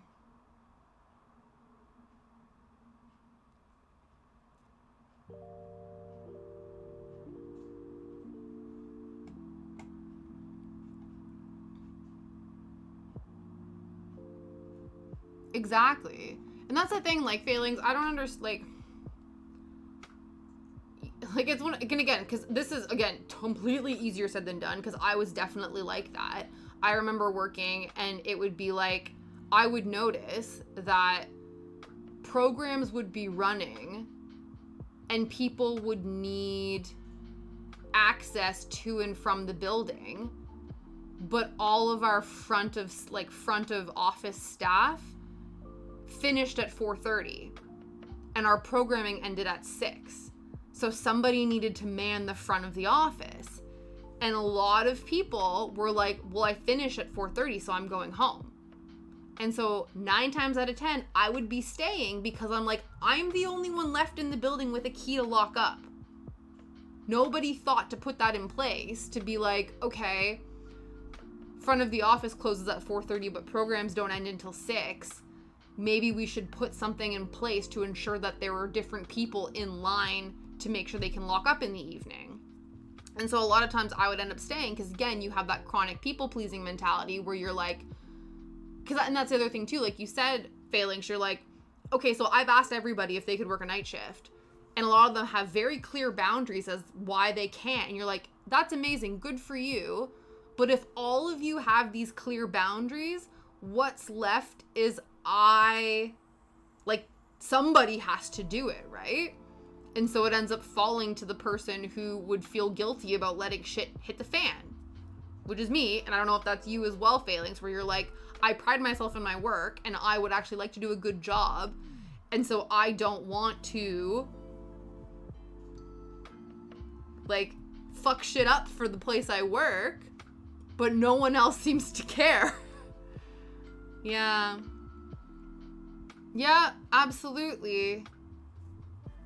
It is. It's very frustrating and it's very difficult. And I don't envy people who have companies. I don't envy people who manage groups of people and whatever. But it's just like, I don't know, man. Basically, and again, probably preaching to the choir, but it's like anybody who is a manager or a business owner or who collaborates with a group of people in any capacity, check on your high achievers.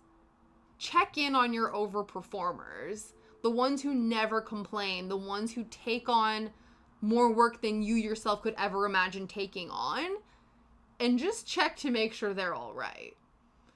Because I have a theory that 9 times out of 10, they're chronic overachieving people pleasers who get validation, internal validation from getting good job pats on the back at the expense of their own mental health.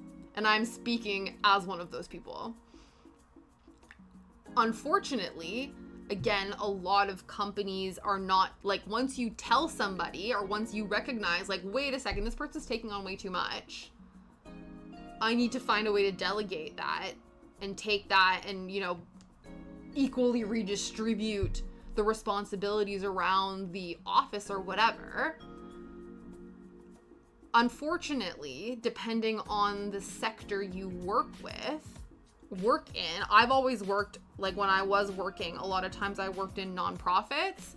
And so the nature of a nonprofit is you are trying to do the most with the least. And that itself is already a bit of a high stress environment. And then, yeah, couple that with workplace office dynamics and, you know, inconsistent delegations of responsibility. And it can just be like, I don't know, you really have to give a shit, you know? I've always been bothered by this, but I kind of shrugged it off. It's just part of having a job and getting to the point where you're getting friend zoned by a girl you get along with so well because you just can't find the time to go on. Yeah, absolutely. Yeah. And that's the thing, right? Where it's like you should, like, isn't that thing where you shouldn't have to live to work? You should work to live. And so if your work is actually getting in the way of your living, then that's not healthy and that's not good. Because the whole point, because of the society we live in, you know, and that's the thing that I think, you know what it is? This is a larger thing that reminds me of when, you know, when you're in school and you have the teacher who's like, well, I gave you homework and blah, blah, blah. And they just think, you have a teacher who thinks that their class is the most important class and this class should be the number one priority. And you're like, sir or madam, I have 4 other classes that have also given me 3 hours of homework tonight. So I am sorry if I missed the one reading that you gave me on top of all the other bullshit that I have to do today. Like, the fact that there are certain, like, whether it's a manager or a teacher or even like a family or a friend or a partner who thinks that your entire universe revolves around that one particular environment is deluded. You know what I mean? And so it's like, you can't expect me to make my place of employment my entire world, because then I'm just not living. And what's the point in having money if you can't spend it on your life? You know? And people are like, yeah, but, you know? Yeah, absolutely. I'm so attached to work so hard. If someone's telling me that I'm doing a good job. Exactly. Oh, no. External validation. And that's one of those things that I always find really interesting. Because I think about it, you know, you always like, I don't know, if you psychoanalyze yourself and get really in depth into your psyche sometimes, where you think like, when you're growing up, if you do something, you want to praise, you know what I mean? Like, if somebody does something really cool, especially like you as a parent, you would want to praise that child for doing a good job, right? Like, oh my God, you're amazing. Oh my God, this is so cool. Oh my God, like, you should be so proud of yourself, right? Because naturally, you want to encourage children's self-esteem. And I think, and that makes perfect sense to me. But sometimes I think about how maybe sometimes that can backfire. And again, that could just be, you know, the way my neurospicy brain works. But it almost becomes that the verbal reward or the verbal validation is the reward. And so it's not that I have high self-esteem and I like going out and doing things. It's that I do things so somebody can tell me good job. And that's where I get my endorphin dump, and that's where I get my self-worth from, and that's where I get my confidence from. Is other people telling me I'm good, as opposed to me thinking internally in myself that I am good. I've come a lot farther now, like, but that's just like, that was the journey I was taking with myself a few years ago, where I was kind of like, do I enjoy doing this thing, or do I just like the praise I get when I do this thing? You know what I mean? Like, it can be, I don't know if that's too like existential. Me and one of my best friends have a podcast that has not had a new episode in months because I keep having to flake on them because I keep getting called into work or to schedule. Yeah, it sounds like your work is taking advantage of you, and they need to understand that you are a group of employees, and it's completely unfair and really unethical for them to not be like equally balancing out the night shift workload among the employees. Give me the phone of your colleagues. I'll holler. Yeah, exactly. That's what I'm saying. Yeah. Yeah, 100%. I don't think it's completely, yeah, no. Nope. I don't think, yeah. Yeah, I get the feeling, and I don't know too, again, I don't want you to get like super riled up because I don't want you to get upset, but I also think that sometimes it's helpful when you talk to other people about how you're being treated so they can be like, that's fucked up. You know what I mean? Because I think sometimes when you're in it yourself and you're in the daily grind, you're going ahead and doing stuff, you're just like, well, this is the way it is. This has been my life for the last like 5 months. This is just what we do. This is how things work. And then it's not until you start explaining things to somebody where they go, that doesn't seem healthy. And then you go, oh shit. You mean this isn't just how society works? This isn't just like what being a young adult is the constant daily grind in this, you know, overachieving capitalistic society? And you go, no. You know what I mean? So give my boy failings time for stress-free day. Exactly. You need time to live your life and you're connecting with somebody and that's a beautiful thing and that should be cherished and reinforced and valued. Yeah, no.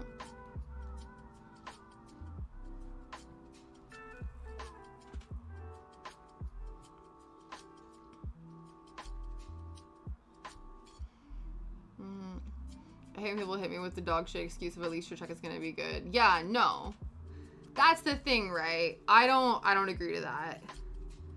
That's what, like, I don't feel that, first of all, I think that there should be, like, you know, universal basic income everywhere. But given aside, I don't think that you can't put a price on your mental and physical health. Is how I feel about it, is that, you know, I'm not again saying like, you know, anarchistically burn it to the ground, fuck shit up, you know what I mean? Like you need to create a safety net for yourself to be able to leave situations that are not helpful. But I do think that, yeah, I don't think that anything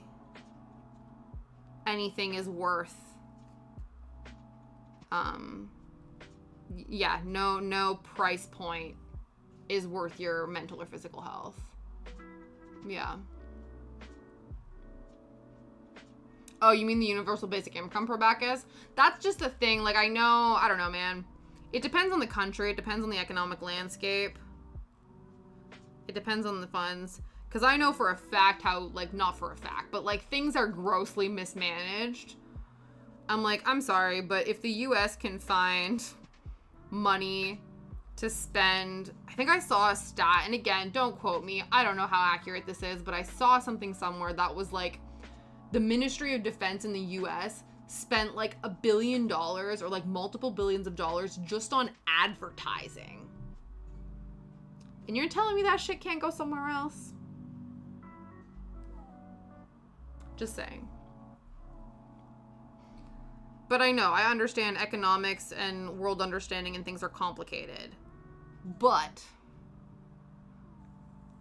my bottom line ethos, my feelings is that, yeah, there is no job, no person, no lifestyle, you know, no keeping up with the Joneses and all of that is worth your mental and physical health.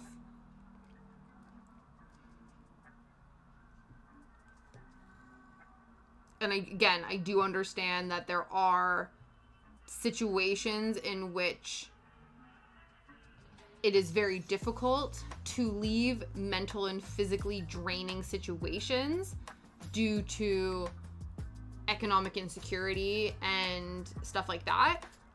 So I'm not saying that, you know, again, just flip table, walk out, burn bridges, like fuck it all sort of thing. Obviously, it takes planning and effort and work to put things in place in order for you to survive and prioritize your mental and physical health. So I'm not, you know what I mean? But yeah, I think that choices need to be made to honor the person that you are, mentally and physically. At least for me, when I'm burnt out, the thought of trying to find another job is like so overwhelming. Exactly. And that's the other thing too, where that is the difficult part because you're mentally not in a good headspace. But when you're mentally not in a good headspace, you then are very like if your burnout manifests itself in low mood, low energy, low motivation, obviously finding an alternative to the current situation is extremely difficult. 100%. Yeah. Definitely.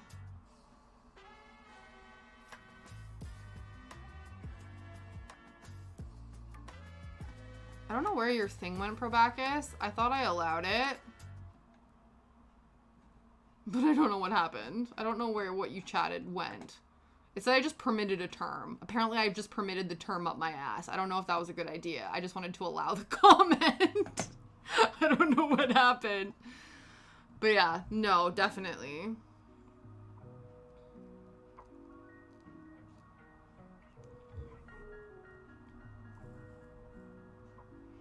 I'm like, whatever happened, Felix? I didn't mean to delete what you said. There we go. Maybe it just took a minute.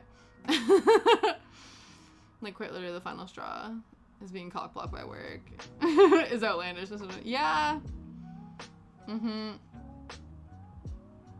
No. Honestly, Prabhakash, you're not bringing down the mood of the chat. I think that it is important to have discussions about the ways in which working environments can be unhealthy and detrimental. Please do not apologize for that. I think you have every right to vent your frustrations. I don't think you're being inappropriate with the way we're having a conversation about this. So don't worry about that. Again, like I said, don't, kamikaze, anarchistically, middle fingers, table flip, burn it to the ground sort of situation. But I think it definitely is warranting having a conversation of like, listen, I feel like I have been contributing at the highest capacity to this company. I have done the work. I have gone above and beyond. But I am noticing that this level of expectation has been put on myself and not shared amongst the rest of my colleagues. And in doing so, this is causing me to have an unhealthy work-life balance. And so I would like for the both of us to work together to reevaluate a way that I can still perform at my highest capacity for this company. Because right now I find that something has got to give. But yeah. We Gucci fam. Yeah, exactly. They came to the right place. Okay, Chris. This is great. Me sitting on my... Yeah, okay. Welcome to my mental health TED Talk. As filtered through why I don't think that work should take advantage of people. Hey. Oh, yes. Okay, guys, health check. Prabhaka's Institute posture check. I want you all to check your posture, stretch out, and go get yourself a hydrating beverage. Because that's the other thing, too. We can't make positive changes to our mental and physical well-beings if we're not reaching our baseline states, right? I don't know if anyone went to school and, took psychology classes or even, read up about Maslow's hierarchy of needs. If you're not hitting the food, water, shelter baselines, you can't progress in your personal fulfillment within your life. So step 1, hydrate yourself. Let me get a refresher. Does anyone else know about Maslow? I used to, eat that shit up. Maslow's hierarchy of needs. The hydrating session is not sponsored by Mountain Dew. It is sponsored by my fiery rage at this moment. Hey man, I think then you need to be extra hydrated, because if you are literally like Dragon Ball Z Goku style, like Super Saiyan flame mode, that's gonna dehydrate you, my boy. That's gonna dehydrate you, sir. So you gotta drink extra, have extra liquids to make up for all of the water that is being evaporated by your fiery Dragon Ball Super Saiyan mode. Let me look up, where is Maslow's hierarchy of needs? Just as a refresher. Again, though, you know, most of these things, I think it's like with anything, right? Like with a grain of salt, or as it applies to your own life. You know what I mean? Like psychology, there's different fields of psychology, there's different understandings. I believe that Maslow is under the like humanist psychology umbrella. I'm not sure. But baseline understanding, Maslow's hierarchy of needs, it's a pyramid. And so you must meet the different rungs of the hierarchy of needs to move up to get to the self-actualization stage. So, base level, physiological needs, right? Air, water, food. They put shelter under the physiological needs in this infographic, but I feel like that is wrong. Yeah, physiological needs, food, water, warmth, rest. If you are not sleeping well, if you are not eating, if you are not consuming water, that's the foundation, right? So you think about, like, I don't know, your physical and mental well-being as a structure, as a tower, leaning tower of Pisa, if you will. What's the other one? What's the one? There's like a tower game that you used to be able to play, and it was called something else. I don't know, whatever. If you got a shaky foundation, shit's gonna crumble. You know what I mean? So baseline, step one. And by the way, I am do as I say, not as I do. I try my best, but you know, I'm not saying that I am the pinnacle. I'm not saying that my foundation is structurally sound in any capacity. We're all just out here working and trying our best. You know what I mean? It's a pyramid scheme. Way, I think this isn't a scheme. This is more of like a framework with which to make sense of the world. Maybe. But yeah. Like how I could have a whole different conversation with you guys if I had simply had more than 4 days off in the past 3 weeks. Absolutely! We could talk about all sorts of shit. Talk about like the relationship, the budding romance, the cool vibes that's going on, what entertainment you're consuming, what cool shit you've been up to, you know, what's happening with your podcast. But you know, it's just work, eat, sleep, repeat, which sucks.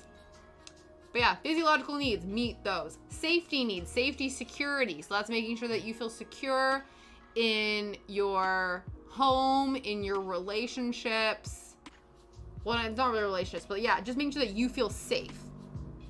Safe and secure in where you're at. So obviously, if you're in a situation that is, you know, unstable housing, insecurity in your situation of like where you're living, who you're interacting with, all that kind of stuff, again, shaky foundation makes it harder for other things to be happening. Then it's belonging and love needs. So your relationships, your friends, those sorts of things. Then it's esteem needs, prestige, and feelings of accomplishment. So you have your basic needs, your psychological needs, and then your self-fulfillment. I don't necessarily like belongingness and love and esteem, though I guess that does make sense. You kind of need to have some sort of, you gotta belong somewhere. And that doesn't necessarily mean like intimate relationships, like love relationships. Just having some sense of community and a sense of belonging anywhere, whether that be within your family, within your, I don't know, within your work, within your school, within your whatever, like those sorts of institutions making you feel like you have a sense of belonging somewhere. And then esteem needs, and then it's the self-actualization. But yeah. That's just my roundabout way of saying I make sure you guys are all fed and watered. Treat yourself like a plant, you know? You need food, you need water, you need sunshine. Get that vitamin D.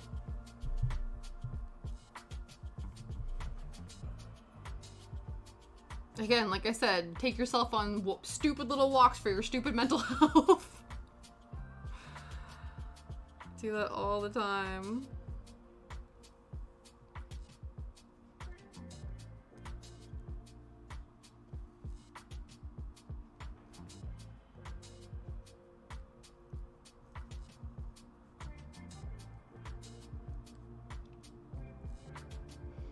But yeah, I didn't know that you had a podcast, Failings. That's really cool.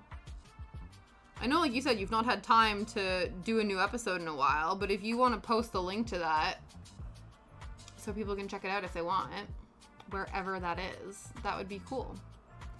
In some somewhat good news that I will not make any of our blood boil, I have learned that I'm very good at taking our kids' game very seriously. Oh.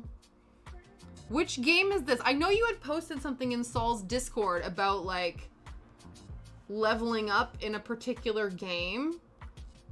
What game is this? Let me see.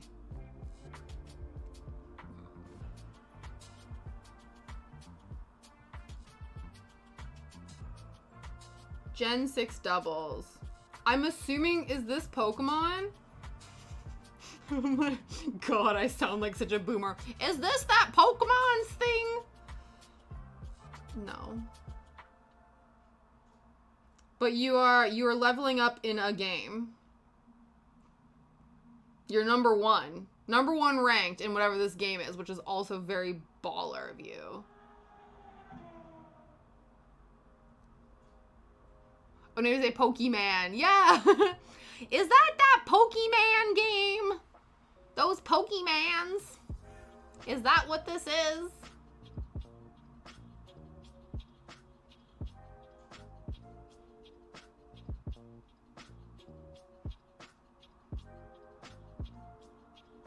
Sorry, I just like froze in my brain. I was like, is that? No? I don't know. But that's still cool. That's still an achievement worth celebrating, especially considering that, like you said, all you've been doing is like working, eating, and sleeping. So the fact that you have had time to level up on something that you are passionate about, that is absolutely something worth celebrating. 100%. I think that's super cool.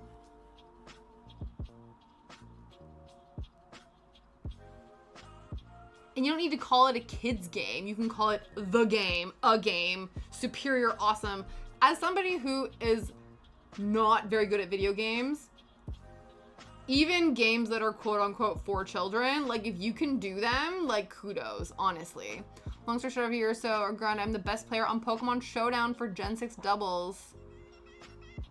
OU, as I have the highest ELO. See, now you're using acronyms that like my dumbass doesn't understand, but I think this all sounds awesome from the stuff that I can. You gotta translate. I'm like, what's an OU? What's an ELO? ELO in my zeitgeist stands for the band Electric Light Orchestra, which is like a 70s band. So I'm like, what's ELO doing in this? Highest ELO out of every person that plays the format, and if you played chess.com, the ELO works very similar to that. That's awesome, though. Again, like I said, it's kind of like one of those things. It always reminds me of when my brother was finishing up his like master's thesis on Boomer Dash. Oh no! Oh no!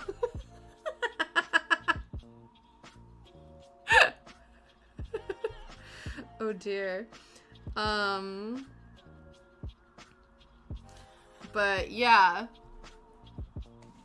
Oh, let's see what this is.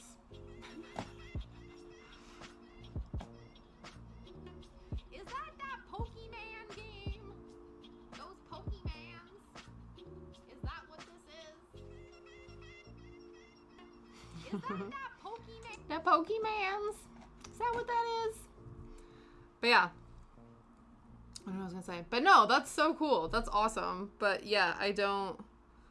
Anybody who can be... Because again, also too, there are so many games out there, and there's so many players of those games that in order for you to like get through the saturation of game players to come out in a ranked state, let alone number one, is amazing. So you should be very proud of yourself. And I don't think you should undercut how awesome that is.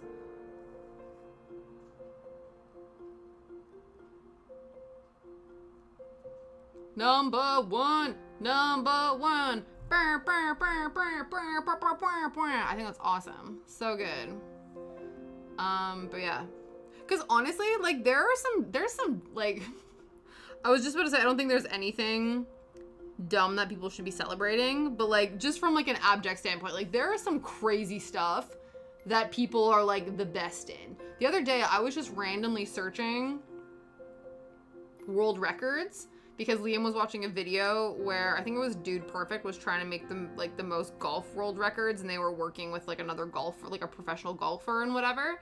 And so I just went to the Guinness Book of World Records website and was just, like, looking up in their search query different, like, world records and stuff like that. And you can actually suggest. So I think there's, like, certain criteria to suggest things. So there's ones like the fastest running of a 10K race wearing, like, an inflatable or something like that. Or it's like, you know, the fastest person for a 5K race pushing a 3-child pram or something like that. Like, there's just some random, you know what it is? It's because I typed in cross stitch just to see, like, okay, is there some, like, world's biggest cross stitch or whatever, just out of curiosity.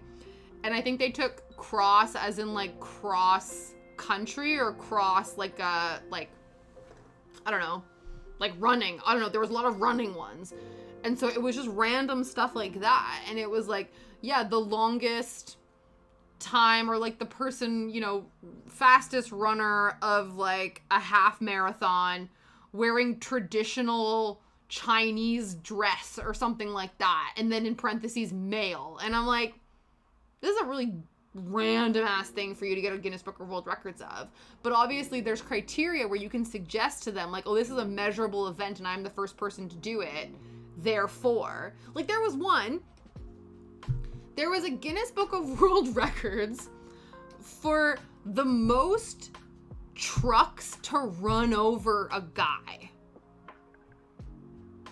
And I was like, what? What? I don't understand.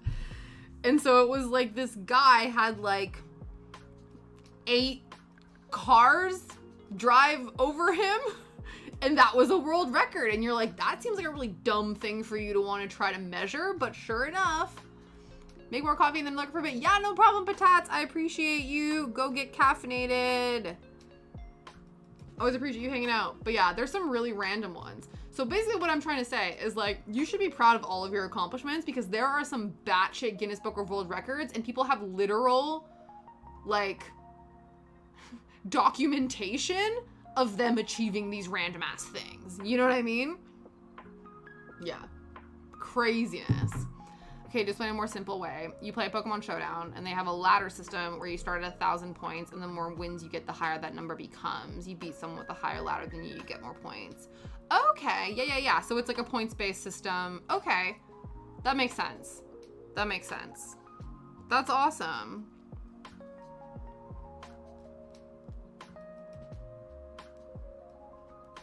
I appreciate you dumbing it down for us oldies phalanx.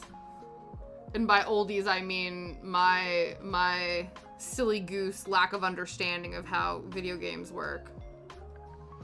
I currently have 15,550 ladder with an 85% win rate. That's really good. 1 out of 10 matches. That's amazing. You lose in one of them. That's really good. I'm like, I understand percentages. I understand that 89 is close to 90, which is like an A+. So that's awesome. That's awesome. Check you out. Those are some skills.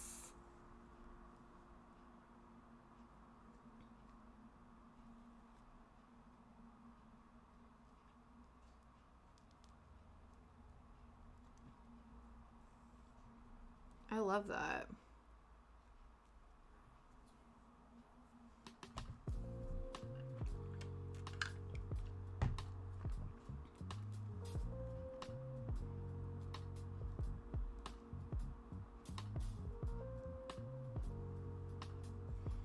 Yeah, I don't know. Like, yeah, I don't know. Just, like, again, anytime somebody can be, like, #1 ranked in something, I think that's such, like, something worth celebrating. Because you just think, right, like, the amount of people who have any sort of, like, ranking next to their name in general, like, there's however many people in the world, right? There's, like, billions of people in the world. I feel like there's probably a small percentage of people that actually like are ranked in something, let alone number one in something. You know what I mean? That's so good.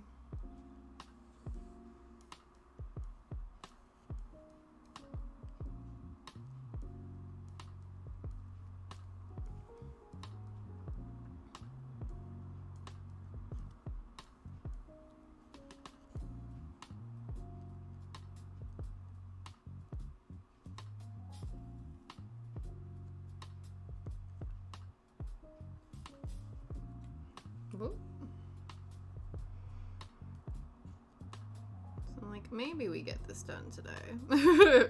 Basically, we have backstitched one. We've almost backstitched the second one, and then we will go on to the next phase. We're doing things in stages instead of completing one project at a time. It's only taken 2 hours to backstitch 2 cross stitches, but it's fine.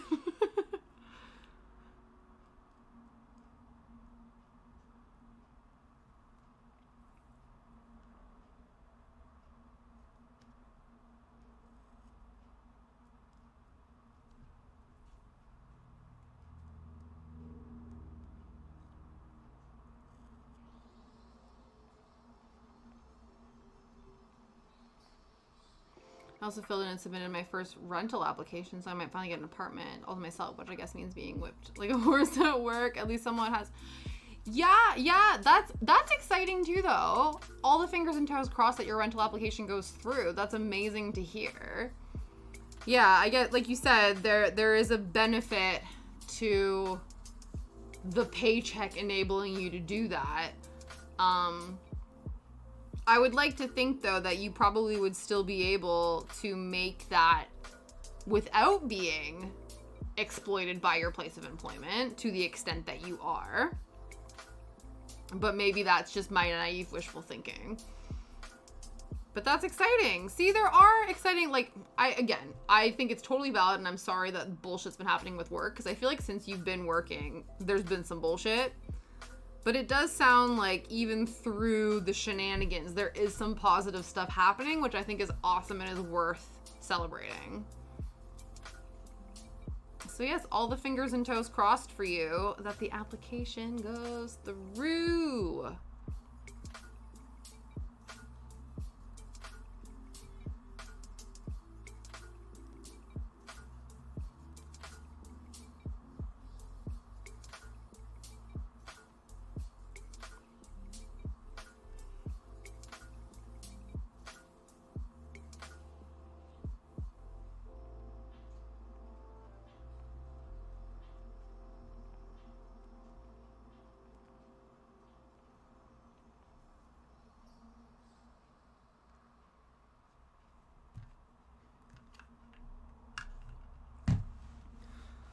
Ugh.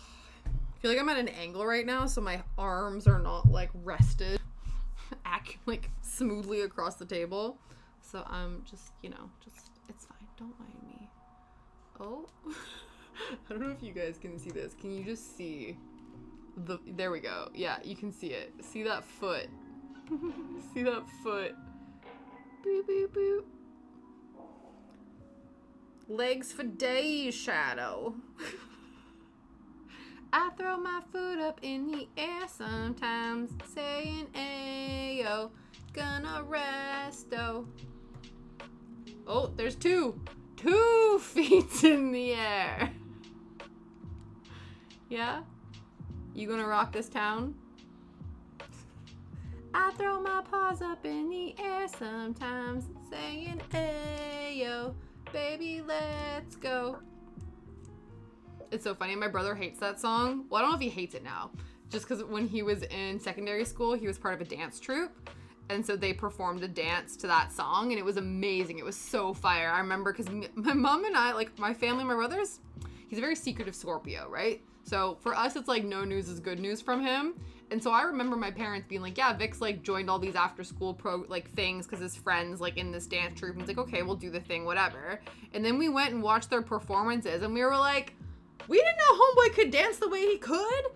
And so, yeah, so that song always reminds me of him, Dynamite by Tao Cruz. But I don't, again, because I think he was listening to that song so often for these rehearsals that it just became, like, he became sick of it.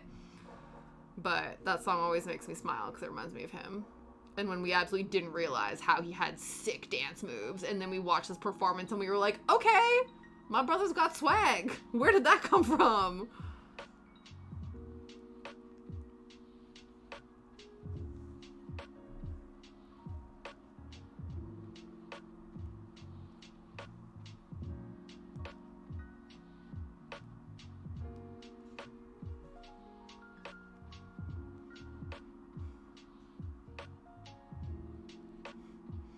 Like, when do I finally pop out of my hidey hole and have to make something if my fans are always there, but I hate it? Yeah.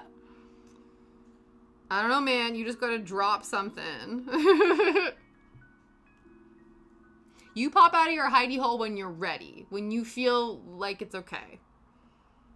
Because I feel like your fans will accept you when you decide to come back.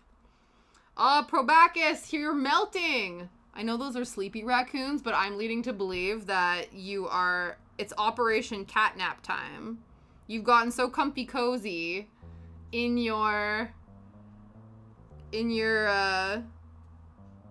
air-conditioned fan state that you've melted into a puddle. Honestly, man, I get it. I don't blame you. My priorities are usually snacks and nap time. Definitely. I'm like, I am a simple person. My life revolves around when am I going to eat and what time am I going to go to bed.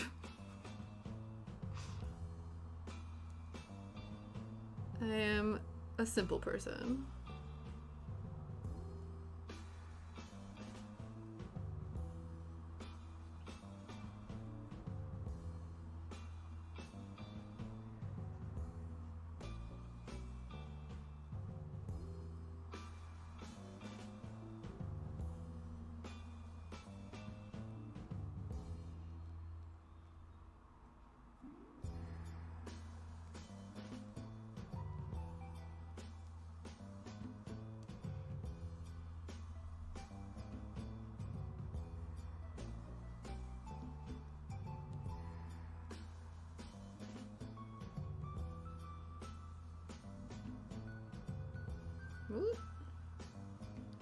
Listen, there we go.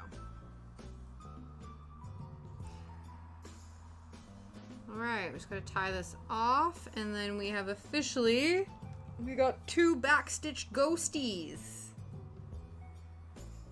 I'm gonna hit the town. Ooh, that sounds like you're gonna, yeah. This house is empty without no one. You're not no one.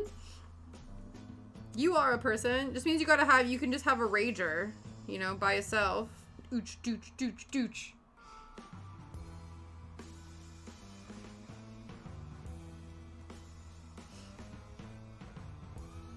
Hit the town. That sounds like you're gonna, it sounds like you're gonna get all dressed up and go to the club and, you know. That sounds awesome. Take yourself out, you know? I'm a firm believer in people taking themselves out on dates. You don't need somebody to take you out on a date. You take yourself out on a date. Treat yourself right. Firm believer in that. Go out, buy yourself a tasty treat, go explore, do some things. You go assault that town, my friend, you got it. Wow, that took an aggressive turn. I don't want to sound like a shameless self-promotion machine, but I dropped my first YouTube video for the first time in a month, and that thing had like 50 plus views right now, but I want to capitalize on that momentum, but I certainly don't have the time to. Go find the old homies. That's always good. That's always nice. Sometimes it's nice to just like hit up some old friends. That's awesome. You should. I get that feeling. So you want to go, yeah, the desire to capitalize on something, but, you know, stuff is, yeah. Don't stress yourself over what your follow-up is going to be, you know? What they said, go hit the town. Is that what they meant? Yes. Maybe go to a LAN party or something. Honestly, that sounds clutch. That sounds ideal. hit the town, but basically leave your house to go to another house, but with a computer, with multiple computers. Still a change of environment, still a change of vibe. I like that idea. Okay. 2 backstitch ghosties are go. Now we need to stick our pin backs on the second piece of felt. Now, are we still using these larger guys? It's a store. Oh, you have internet caps. Oh, that's awesome. No, that's even cooler.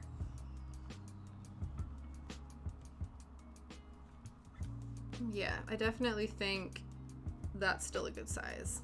That's awesome. Yeah, I think so. I think that's awesome. I think that'll be a perfect change of pace. It's so funny, and I don't know if this is what it looks like, but I don't know if you guys have watched Agretsuko, but when you say, like, Internet Cafe LAN Party, it reminds me of the one that was in the last season that they hung out in that was, like, super cool and underground and stuff. So I just, yeah, I don't know, I just think that you're giving cool dude vibes right now, for me. Okay, we're just gonna... Notifications. Maybe de-rust my Age of Empires skills. That sounds fun. I'm only vaguely aware of what Age of Empires is. Damn it, I knew there was a reason I needed that thread. When I was bringing all my supplies downstairs, I forgot my black sewing thread. I was like, I just need embroidery thread. I absolutely need sewing thread. So I'm a BRB. So give me a second.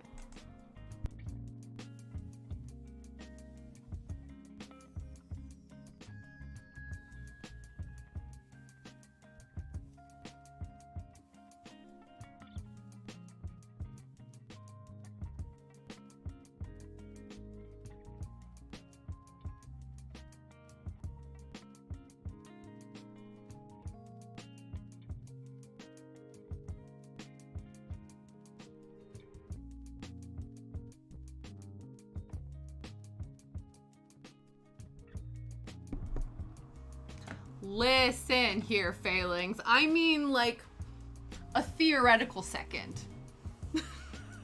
That just sounds like some bullshit. But you knew what I meant. You knew what I meant. You knew, yeah. A theoretical second. A suggested second. Yeah. Yeah. It's all right. I respect that. You know what? Thank you for calling me on my bullshit. I think it's important. Keeps me grounded. You know what I mean? I appreciate sometimes you just need to be called out. And my time management skills definitely is something worth calling out about for sure. So I'm not offended. In fact, I'm like, yeah, probably. Absolutely. It's not my fault you said 1 second and more than 1 second. Exactly. You are just speaking the truth. And I respect that. 100%. Yeah, it do be like that. And your shrimp... No, I'm not. I just sat down. I just sat down. How can I already be in shrimp mode? Look at this. It's fine. Huh. There we go. Maybe I'm just shrinking. There. Huh.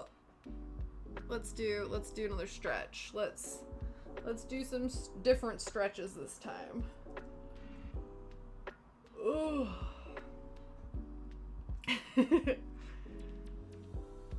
No, not a problem.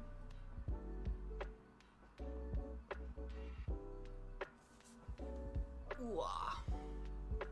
Trying not to get in the way of the webcam. Okay, there we go.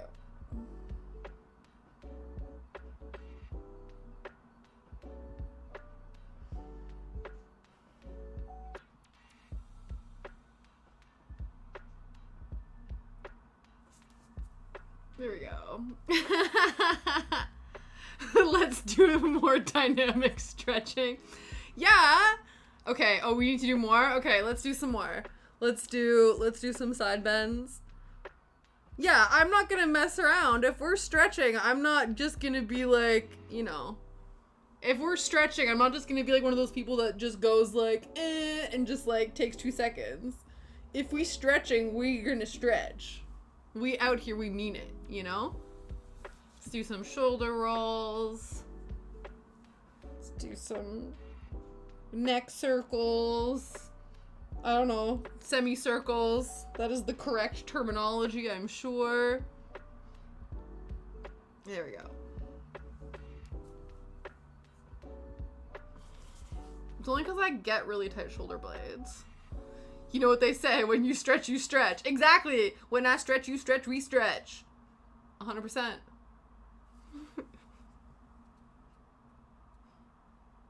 Do other people, like, I don't know. Again, I don't know if any of the streamers that I watch have a stretch option. But if you know, when you activate those, do the other streamers with stretch redeems actually stretch? Or do they just go like this? And then they go, okay, we're back in business, Okay.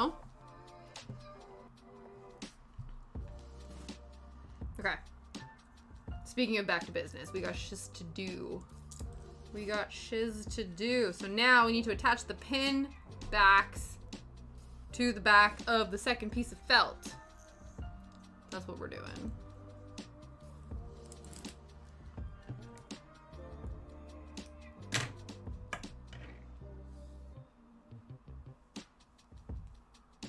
I stretch, you stretch, he, she, it stretch, we stretch, you stretch, they stretch. Exactly.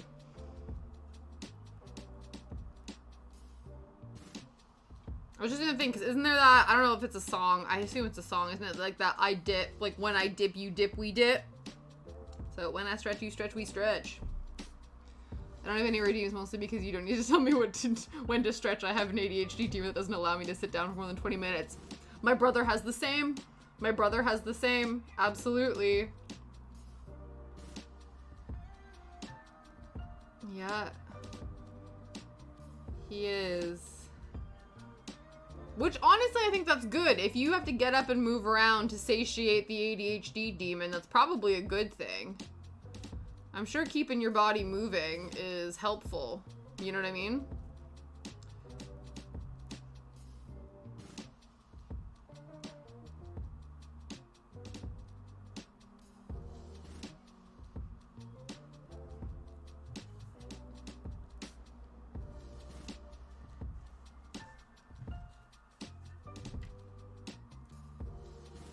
Make sure that these work.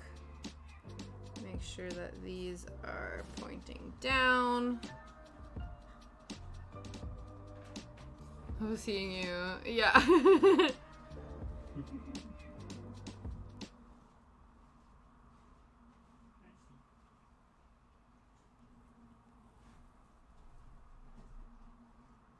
Yeah, no problem. Again, we'll be back here. We'll probably be here for another half hour, 40 minutes. So if I see you again, thank you for coming back. If not, yes, have an amazing weekend, Probacus. I hope you enjoy your chill town, paint the town in the city with the homies.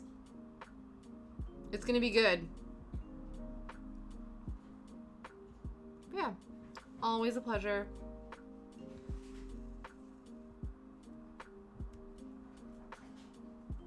We are going to try our damnedest to finish these before the end of stream.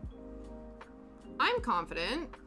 We have what? Half hour, 40 minutes left? I think we can do it. I believe in us. I think so. As long as we don't get distracted. But no guarantees that that's not gonna happen.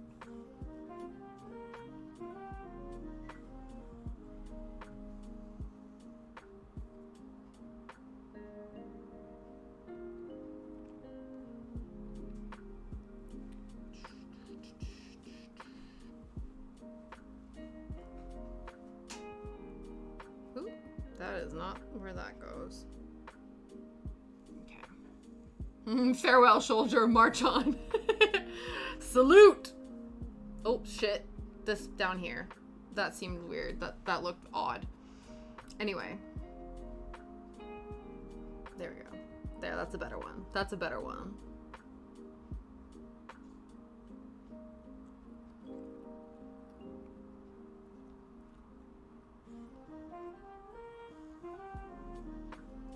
Ooh, what is going on here?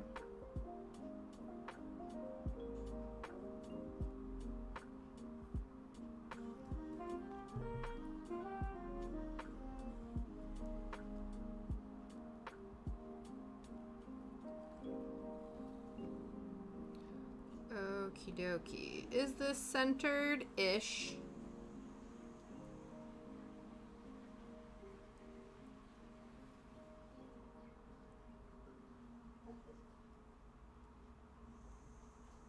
But again, all the stuff back here is going to be hidden, so that's fine. And this is straight enough.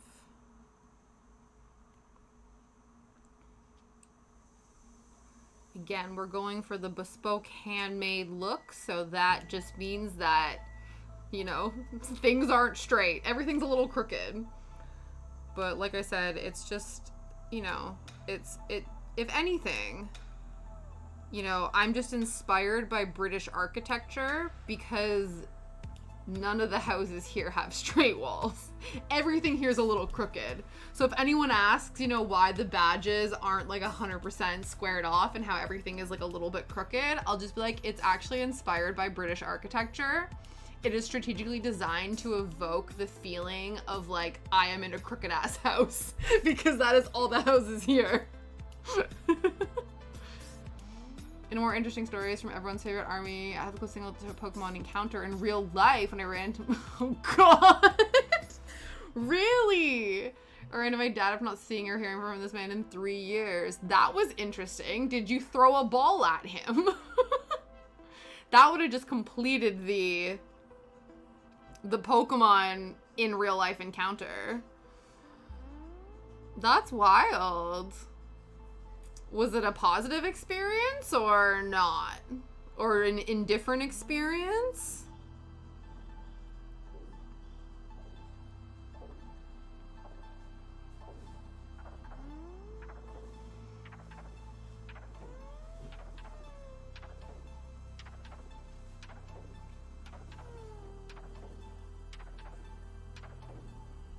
That's wild, though.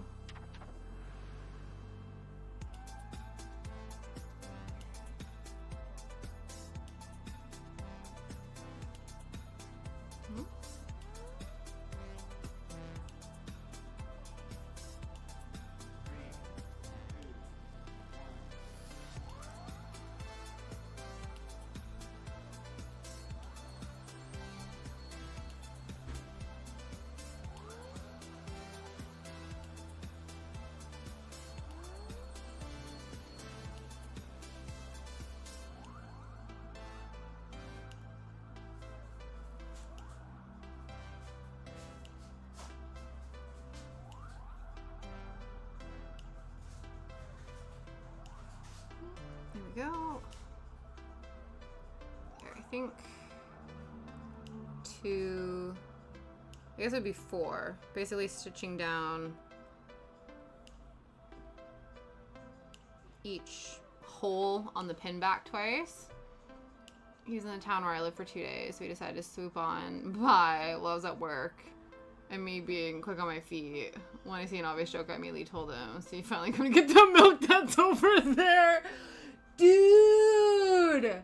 That's amazing. That's incredible.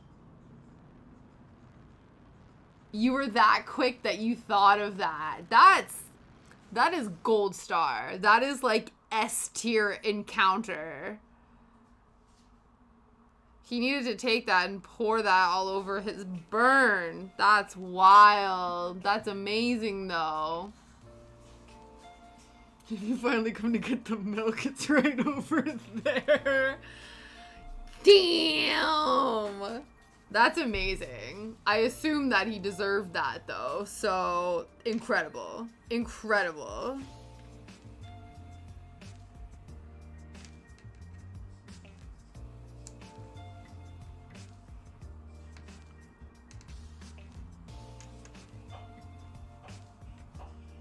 Ooh, what's happened here? There we go. Okay. Okay, no, that didn't work out the way it was supposed to. I'm not always the funniest when I'm on the ball. I'm the funniest man in the room. Hey man, that's all it takes. All it takes is some good timing and, you know, a one-off opportunity, and that's amazing. Credit where credit is due, man.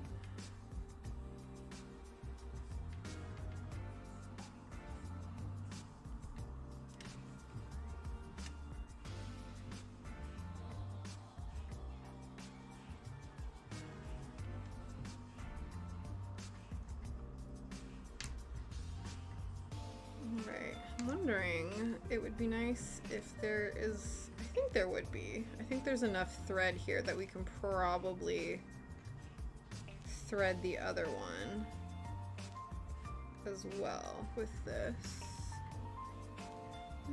Let's do a third knot just in case.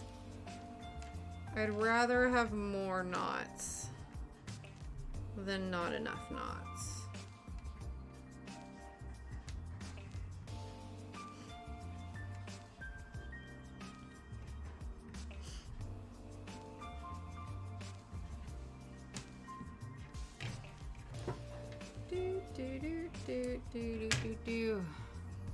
I explained to him what I've been getting up to in his absence, and he hit me with the generic, "I'm proud of how you've turned out," which was the most vindicating thing I've ever had. Yeah. Yeah. Because you're like, in spite of your bullshit, I am living, you know what I mean? It's like, yeah, I am successful and an amazing person in spite of you, not because of you. Which is, I hope that was a good feeling to know, like, for you to feel like, yeah, actually, I'm all right without you. Yeah. I love that moment that I didn't need any parent. Yeah, absolutely. No, that's incredible. And I think that's so good. That's so good for you to have that self-worth and that understanding that, like, no, actually, I'm the GOAT. Regardless of who my parents are and regardless of, like, my situation. Like, that is... Yeah. No, that's such a good outlook and perspective for you to have on yourself. That's awesome. Okay. Pin back. Installed. Now we just gotta do the same with this guy.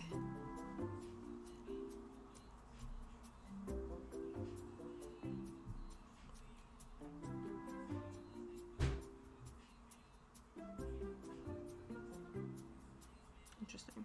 It's fine. It's all good.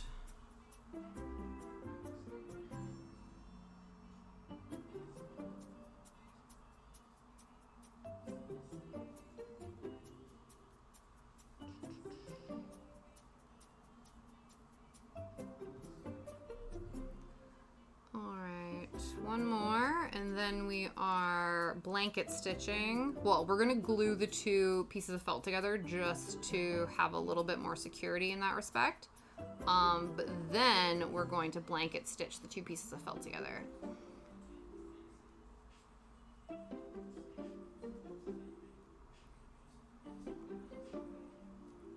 And then by the end of this, we will have two little ghosty cross stitch pins.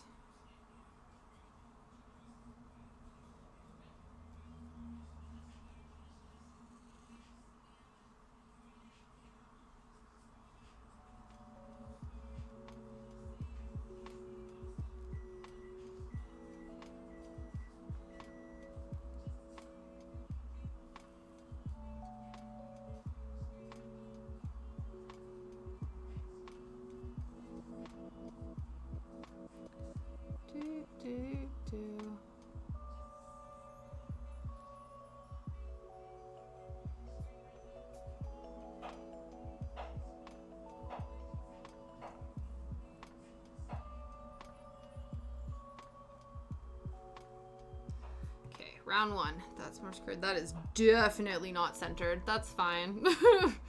It's a little crooked. Yeah, absolutely. Thank you for blessing us with your presence, Phalanx. I appreciate you being here. And I love hearing all that you've been up to, the good, the bad, the awesome. I think it's important to celebrate and hype yourself up when stuff's going on for you. Whether it be, again, good stuff, bad stuff, awesome stuff.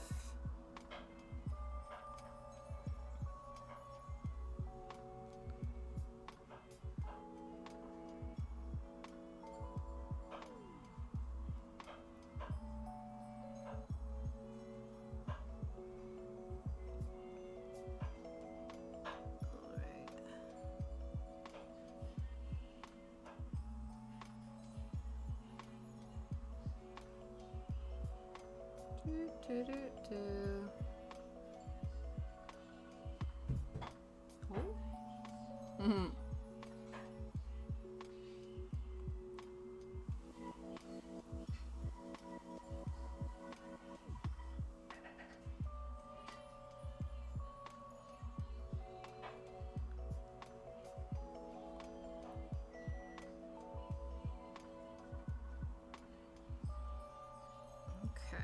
Here we go. Another pin back installed.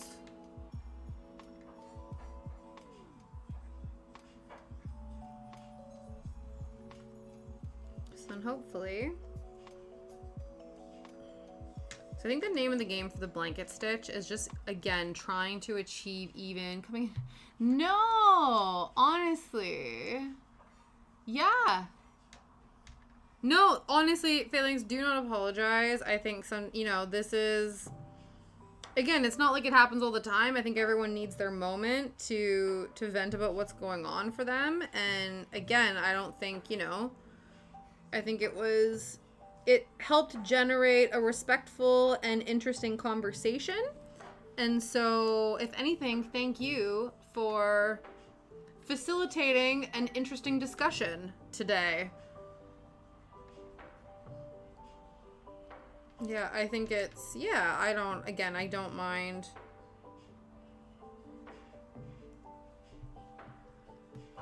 Oop. I think there are healthy and respectful ways to discuss the trials and tribulations of what is going on in your life via a text platform, and I don't think it kills the vibe. So do not worry about that.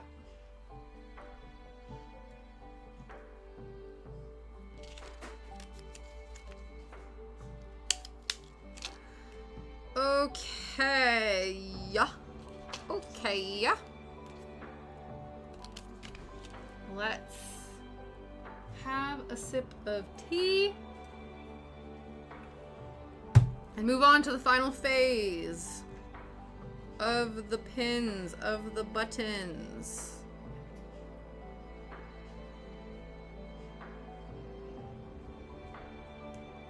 And again, like I said, things are a little bit crooked, but that's 'cause that's just the way it is. Okay, so we're gonna glue this down. Hopefully, I probably need to do like an actual clean out of this glue, but until then, we're just gonna continue using embroidery pins to clear out the dried up glue clog. There we go. Okay.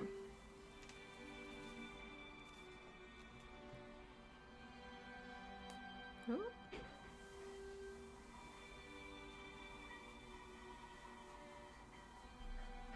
There we go. Step 1.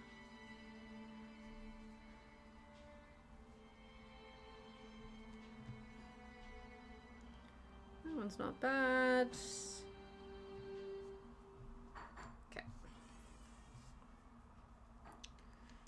take that one down. Next one.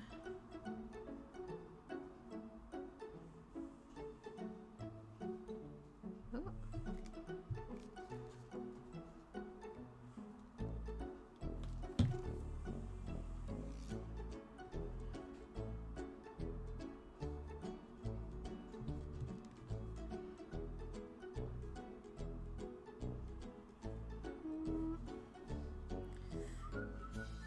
Just trying to make sure that this is lined up. Again, it's crooked, but as long as the crooked edges are lined up, then it's okay.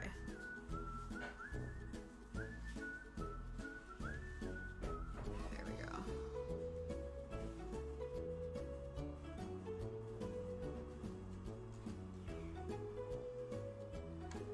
All right. Not bad, not bad. Now, I need to remember how to do a blanket stitch. You would think I would remember because we only did it yesterday, but it's the starting of it that I'm a bit... Let me see if I can remember it. Let me see if I can figure it out. Yeah, no, I think I remember. It's all coming back to me now. Give me a minute. Hi, Shadow. You gonna come say hi? He's like, nope, just kidding. I feel like I want quite a bit. Sure. Sure. So what we're doing is 2 strands of the stranded floss. And then we're folding that in half. So we're sort of doing 4 strands, just to get that thickness in.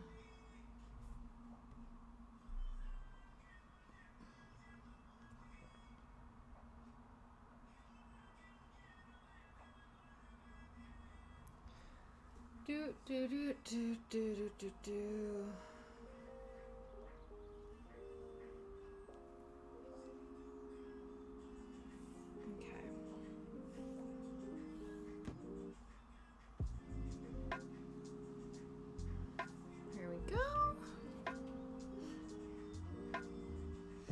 Oh no, am I not? Am I folding it in half? No, I think we're just doing 2 strands. I think that's fine. Is it? Is that what we did? No, I feel like I folded it in half. Okay, we're gonna do that. We're going to do that again. Not that one. Okay.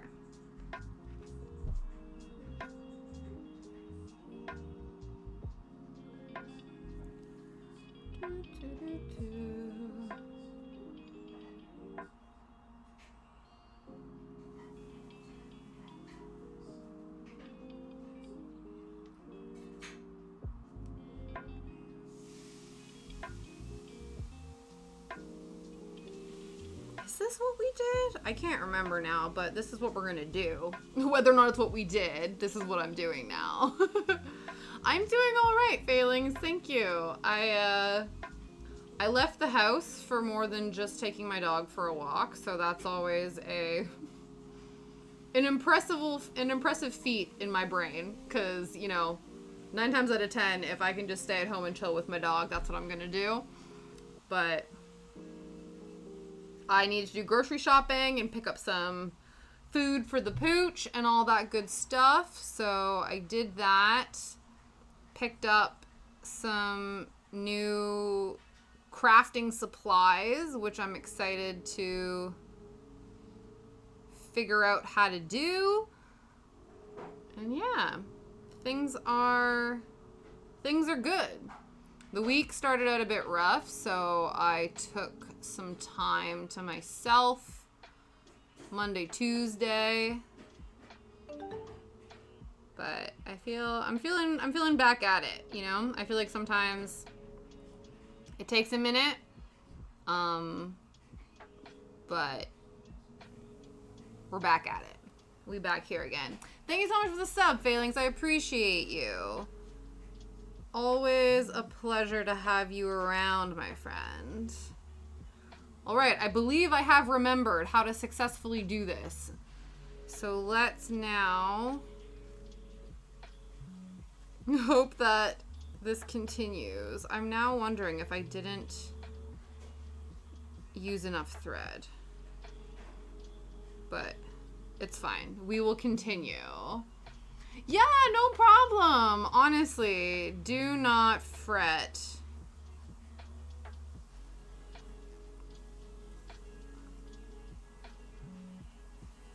I will always be here to lend an ear if I can.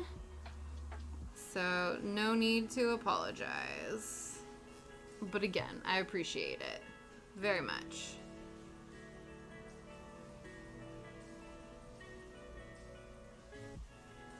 Okay, I'm quite happy with how this is looking so far. I think we're onto it, guys. I think we have found the perfect, amalgamation, the perfect sort of combination of processes in order to make these in a way that I can be excited and proud of them. Which is nice, which is awesome.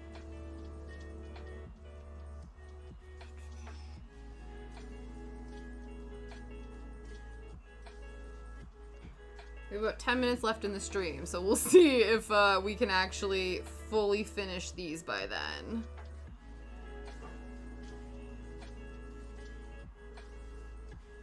But if not, we are close.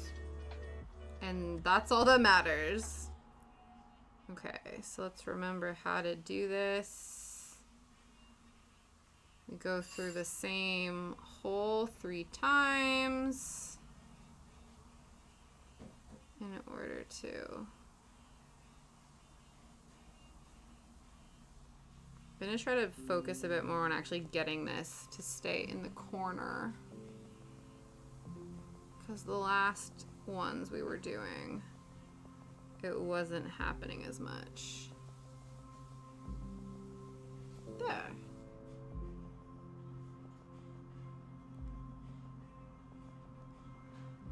Again, still not perfect, but that's fine. It's fine.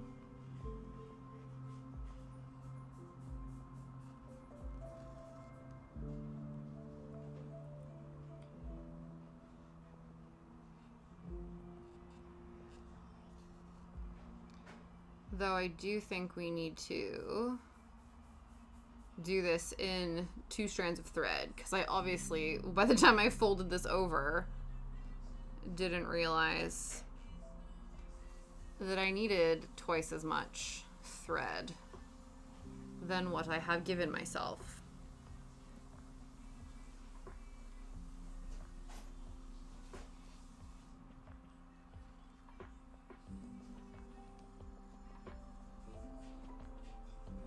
But I am happy with this. This is actually, I struggle with the testing phase of creating projects, because I view it less of a learning opportunity and more of a waste of resources, which isn't the way to think of things. But I just find that I'm like, if this hasn't, I've wasted materials trialing out something that has not worked the way I had wanted it to. And so it can be very frustrating and disheartening to me when I do things and I'm like, I'm not happy with the way it looks. I think I need to try something else or do something different. Thankfully, I'm glad, obviously, again, it's a perspective switch in remembering that, okay, these things take time and, things won't always enter their final form, evolutions in things, like in life, need to occur. And, I've gone through, I guess, 2 or 3 iterations of this. And I am finally happy with the finished product. And I think learning what that finished product needed to look like was something that needed to happen. But yeah, so I am happy with this now, which is good. Okay, we need to, maybe I cut this too short. Not good. Because now I need to finish this, knot it, and shove it through. And I think I didn't leave myself enough room. Damn. Maybe I should pull it out. I don't know how to do that though without...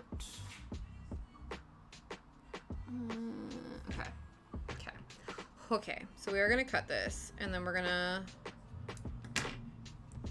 pull it out, and then I'm gonna rethread. And it's not even, I'm basically just rethreading to finish it. So, just because I don't think I left myself enough room to seal this the way I would like to. So we're gonna do that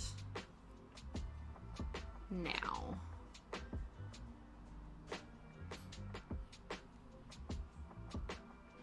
Bad time to do this on one of these corners though, because I find that it's so entwined in itself that in order for me to tease out the threads, okay, there we go. That was okay. Let's now, so I'm going to secure it before I go into the corner. There we go. Cool. All right, let's do this. Now, am I gonna be able to get all 4 threads back in here?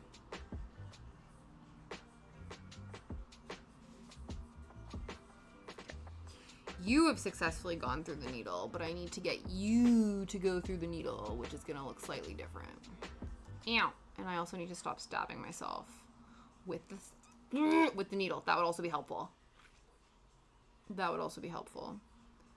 Okay, there we go. Okay. So, in order to finish this off, we need to go back through the finished loop, and then we're going to knot this a bunch of times. Last time I messed up the knotting process. Exactly, right? I don't think it is the correct move. It is not, it is ill-advised. It is definitely an ill-advised, an ill-advised activity. One does not, yeah. You're like, in my non-medical opinion, I don't think that's a good idea. And I would agree with you. We try our best to avoid,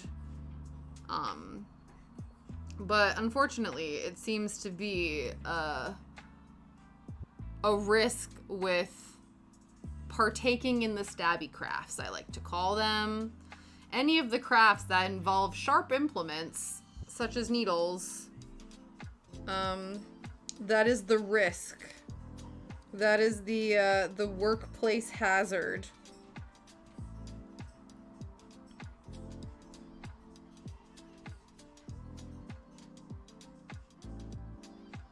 Okay.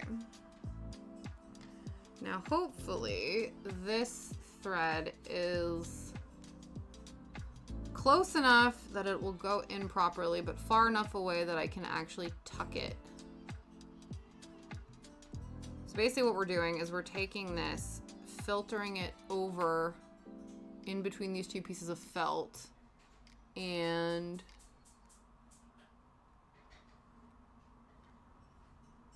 popping this out through the back and essentially hiding the knot.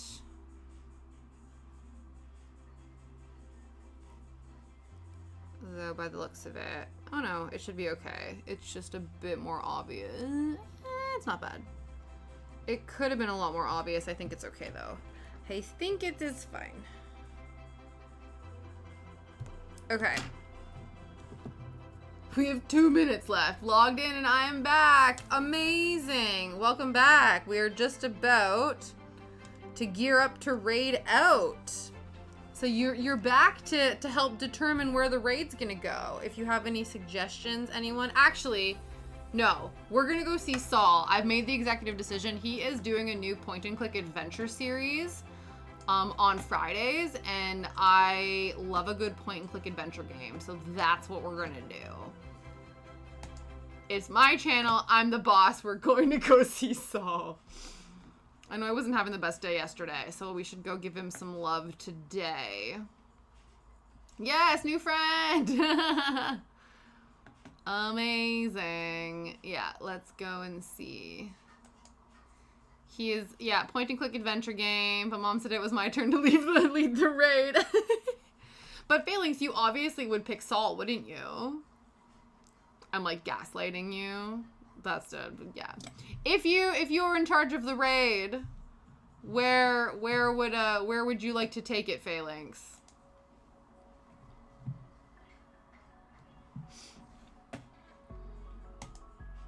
You're right, but I still feel left out.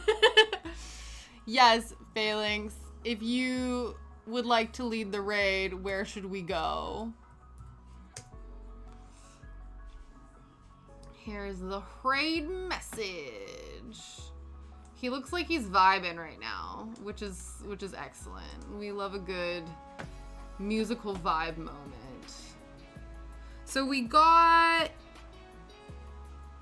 70, 80, I'd say 80% done. We got maybe like 80% done. So these are all attached. We're just doing the finishing, sandwiching the thread together. So I'll finish that off stream. But then we have 2 completed fabulous cross stitch pins. Thank you guys so much for coming on the journey to make this happen. Next week we'll be back here on Tuesday. And I think we're gonna pivot. We're gonna do more needle felting because, again, speaking of finishing projects, I have a mushroom fairy circle that I have to finish needle felting, and I'm gonna bring you guys along for the ride. So have an amazing weekend. I will see you guys next week, and I hope you have a fabulous rest of your day. Bye!